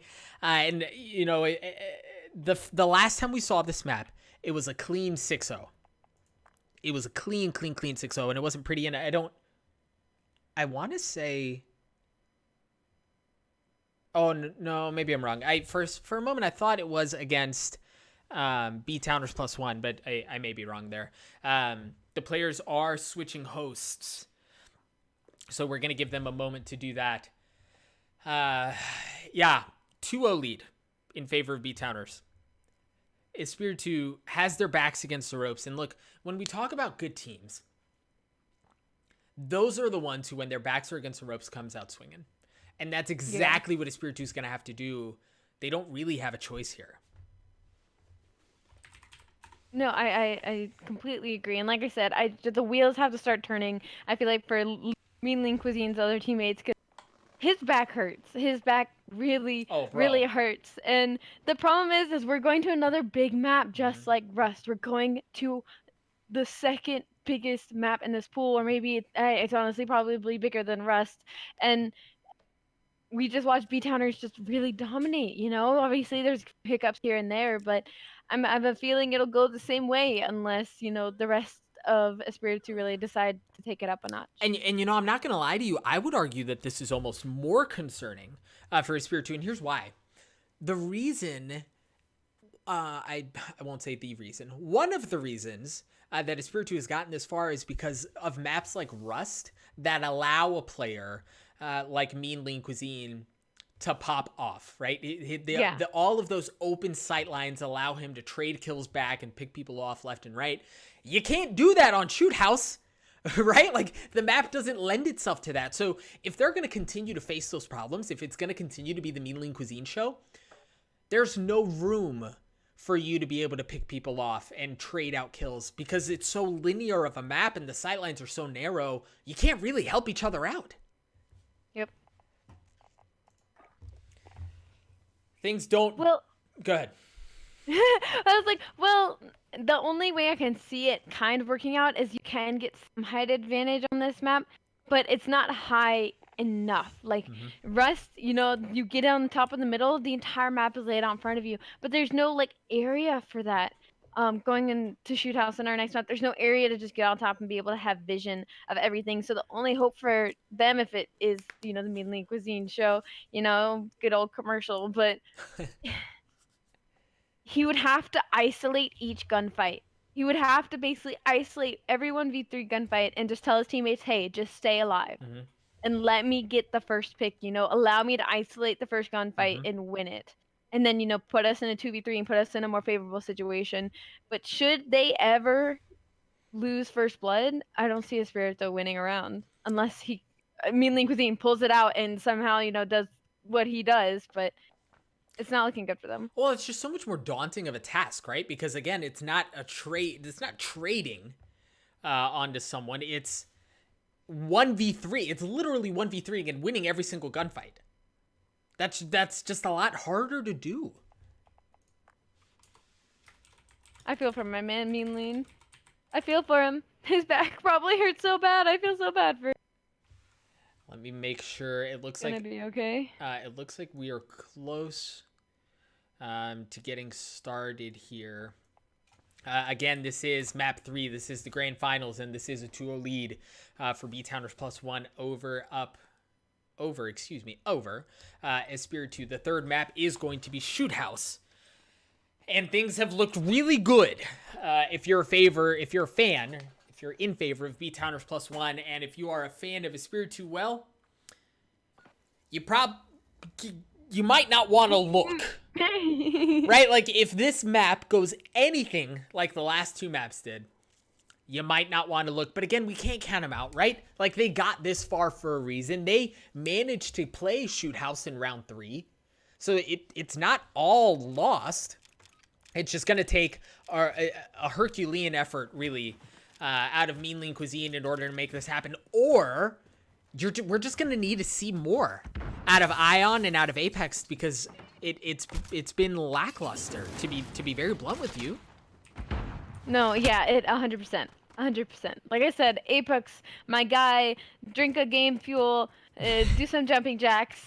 We need you here. We need you. All eyes are on you. We need you here. Mean Lean Cuisine gets 1. Apex gets 1 as well, once again. He heard you, and that's going to leave Clarity in a 1v2 against Mean Lean Cuisine, who has 34 health, and Apex, who is very healthy.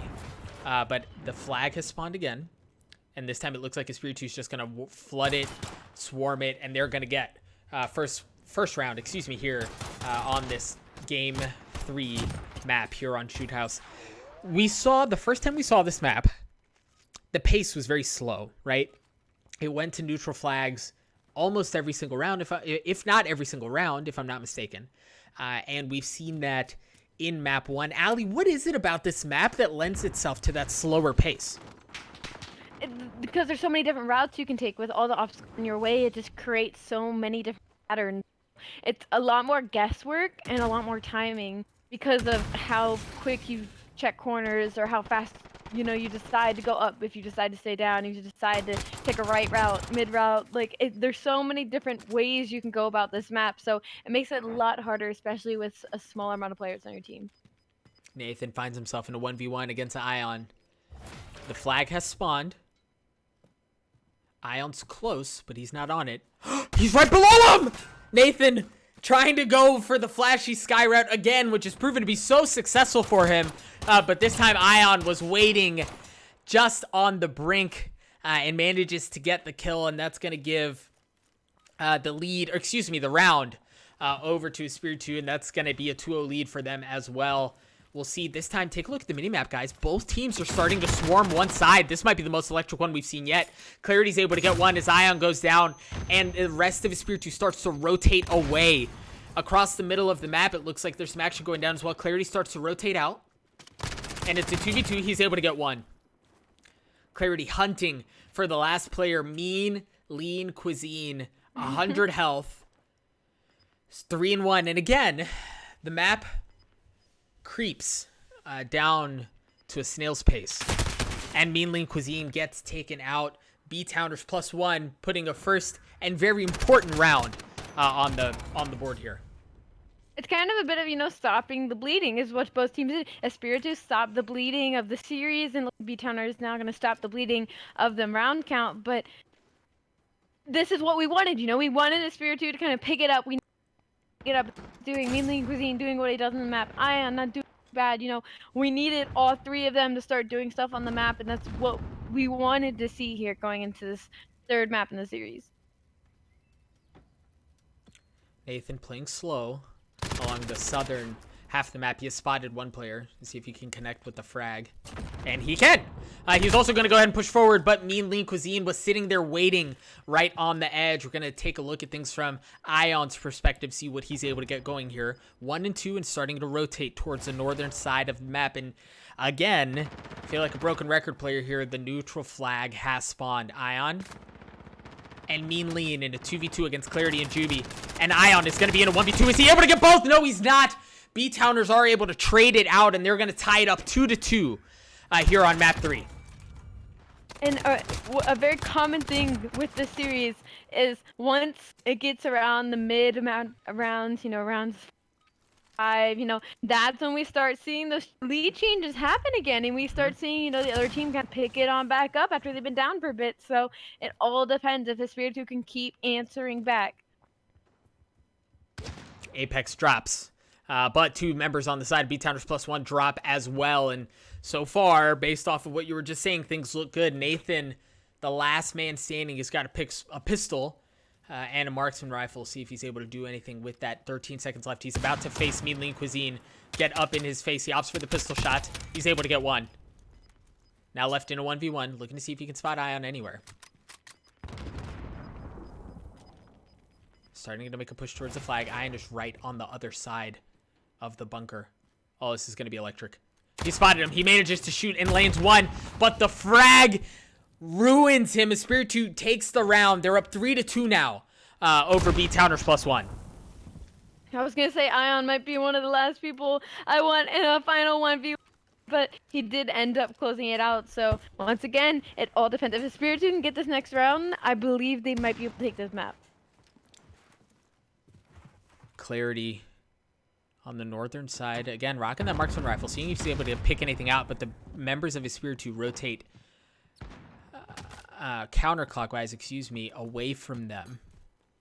So for now, it's just like a dance, a fine tango between these two teams as they jockey for position around the neutral flag, trying to establish some semblance of control, some form of authority while both teams wait for the moment, again, when the neutral flag spawns and chaos breaks out. All havoc breaks loose, and there we see it. Clarity misses the shots on one as Mean Lean Cuisine floods. He is not able to get the kill. Mean Lean Cuisine waits for the perfect moment, floods the flag, manages to get the kill anyway, and the members of B-Towners +1 respond just a little too late. And look, we talked about how this might favor B-Towners +1, but obviously we're wrong because the Spiritu's up 4-2. But the way that they're playing it is fascinating. They try to gain position, and then they just wait. And then it's Mean Lean who's able to flood the flag. 7-4 right now. And if he's able to win one gunfight, maybe 2 gunfights, he's able to win the round. Clarity goes down to the hands of Ion as Apexed, sitting at 2-4, but better than what we've seen in the past. Slowly starts to creep forward here. Again, 10 seconds before the flag spawns. Things are so tense. 3 seconds now. The molly comes out. And take a look at the minimap, folks. That's an open invitation to flood the site. Apex gets burned up, and he's going to have to back off, and that's going to leave Nathan in a 1v2. And Nathan somehow, in a 1v2, manages to capture the flag anyway. It is coming down to the flag every single time. It's because they're starting to play so slow because they know how much important this final map is. Because if the Spiritu go ahead and take this and rolls with it, that adds momentum to them. That gives them that fuel for that fire to keep going in the series. Whereas for B-Towners, it's like, man, we were one map away and we choked it. So now what? So this is singularly one of the most important maps in the series. I'm gonna kick this round off with Nathan at 6-6. Again, playing very slow. 10 seconds left. Nathan not spotting anyone, and look at the mini-map. The members of his Spiritu are already starting to rotate, inching closer, and they're far more bunched up than the members of B-Towners +1 are. Nathan jumps out of the window, and he's starting to make a push on the flag. It looks like he's been spotted, but it doesn't matter. The B-Towners +1, in a rare occurrence, given the map, are able to win a round not by the flag, but by kills instead. I said the only way Spiritu is able to win this map is if they can keep isolating gunfights for Mean Lean and just staying alive. Just staying alive till they can kill Mean Lean, can get that first pick. Or maybe out of some chance the other two get that first pick. And I feel like that's the only way that they've been winning rounds. And B-Towners, I feel like, are almost figuring that out. They're almost kind of like, they understand, and that's what just happened in that round. So I'm suddenly very, very, very nervous for these next 2 rounds. Yeah, but look at how Spiritu's playing this differently now. They have opted to push forward a little bit more than usual and try to rotate into their spawn, but they don't realize that there's a member of B-Towners +1 literally right behind them. Mean Lean Cuisine goes down. That's going to leave Apex The Apex drops as well, and it's just Ion, the last man standing here, up against B-Towners +1, and the B-Towners +1 win the round. Folks, the B-Towners are 1 round away from sweeping the grand finals against the Spiritu and being crowned the Røkkr Discord 3v3 gunfight champions. But before we start popping champagne and throwing confetti, there's still 1 round to be had. Gonna kick it off here with Nathan. Nathan, whose name we've called so many times before. The best players when the lights are at their brightest shine. I'll see if Nathan's able to do that here. Take a look at the minimap. He's starting to rotate down. Looks like he's playing this one far more conservatively here. And if you're Mean Lean Cuisine, you got to make something happen. Ion goes down. It's a 3v2. Once again, the number's not in favor of Espiritu. But if there's anyone to do it, it's going to be Mean Lean. Mean Lean goes down. Apex is the last one standing. He manages to get 1. But it's a 1v2, and Apex hasn't played great today, to be kind, okay? He hasn't played great. He meets Nathan, and Nathan rocks his dome. Folks, the B-Towners +1 win. They sweep Espiritu, and they are your Røkkr 3v3 Discord gunfight champions. Apex, dude, we needed more out of you, but yes, B-Towners, fantastic job. Fantastic. If I want anyone in, you know what I wanted? You know what one thing I'm upset about is I wanted to see a Nathan versus Mean Lean Cuisine map 5 round 11 1v1. Yes, for the bread? That would have been the most hype thing in the world. The most hype thing I've ever seen. But regardless, congratulations to both of them. Congratulations indeed. Again, a 10-6 performance out of Nathan. The mark, the example of stability, of consistency. Nathan was just good every single round. Clarity was 7-6 and Juby 4-5, and then on the other side, regrettably for Espiritu, Mean Lean Cuisine, the one time we don't see him really pop off. He goes 7-8, a 7-6 out of Ion, and then a 3-7 out of Apex. A noble effort, valiant out of Espiritu, but at the end of the day, it's B-Towners. B-Towners certainly don't look like... I was going to say something about them being A-Towners, but that doesn't really work as well as A-Teamers. That doesn't necessarily correlate, but anyway, I digress. Again, congratulations to the B-Towners +1, your Røkkr Discord 3v3 gunfight champions. Folks, this has been a blast. Ali, thank you so much for joining me on the virtual desk. This has been so much fun. I want to give you a moment. Plug your socials. Do your thing. Oh, God. Nah, hit it, man. If somebody were to want to follow you on Twitter, where do they go? AliCXT. AliCXT Twitch. AliCXT Twitter. AliCXT Instagram. AliCXT. And as in the words of Rich Campbell 2 years ago, now that's branding. That's branding indeed. Again, hit Ali up on Twitter, Instagram, Twitch, whatever it is. She puts out a ton of awesome content herself. AliCXT is the place you want to find her. And then after you follow Ali, if you decide that you want to follow me as well, Esports Doug is the place to find me across all channels. Again, thank you so much to Ali for joining me on the desk. Thank you to the Røkkr staff behind the scenes for making this a smooth tournament. They are so much work that they do that people don't see. That makes this all come together, so thank you for them. Thank you to everyone in the Discord who opted to sign up and play in this tournament. And I know that there were a couple of teams that were left out, unfortunately, due to the caps. They weren't able to get into it. But the good news is there will be more. So if you are in the chat and you're not a member of the Røkkr Discord, go sign up right now so you don't miss the next one. Guys, this has been so much fun. GG's across the board. Until next time. I love you guys. Wash your hands. Drink water. Don't go outside. Don't go outside or wear a mask. Stay 6 feet. Either way. Ali, Kat, and I signing off for the night. Again, it's been fun. We love you guys. Have a good night.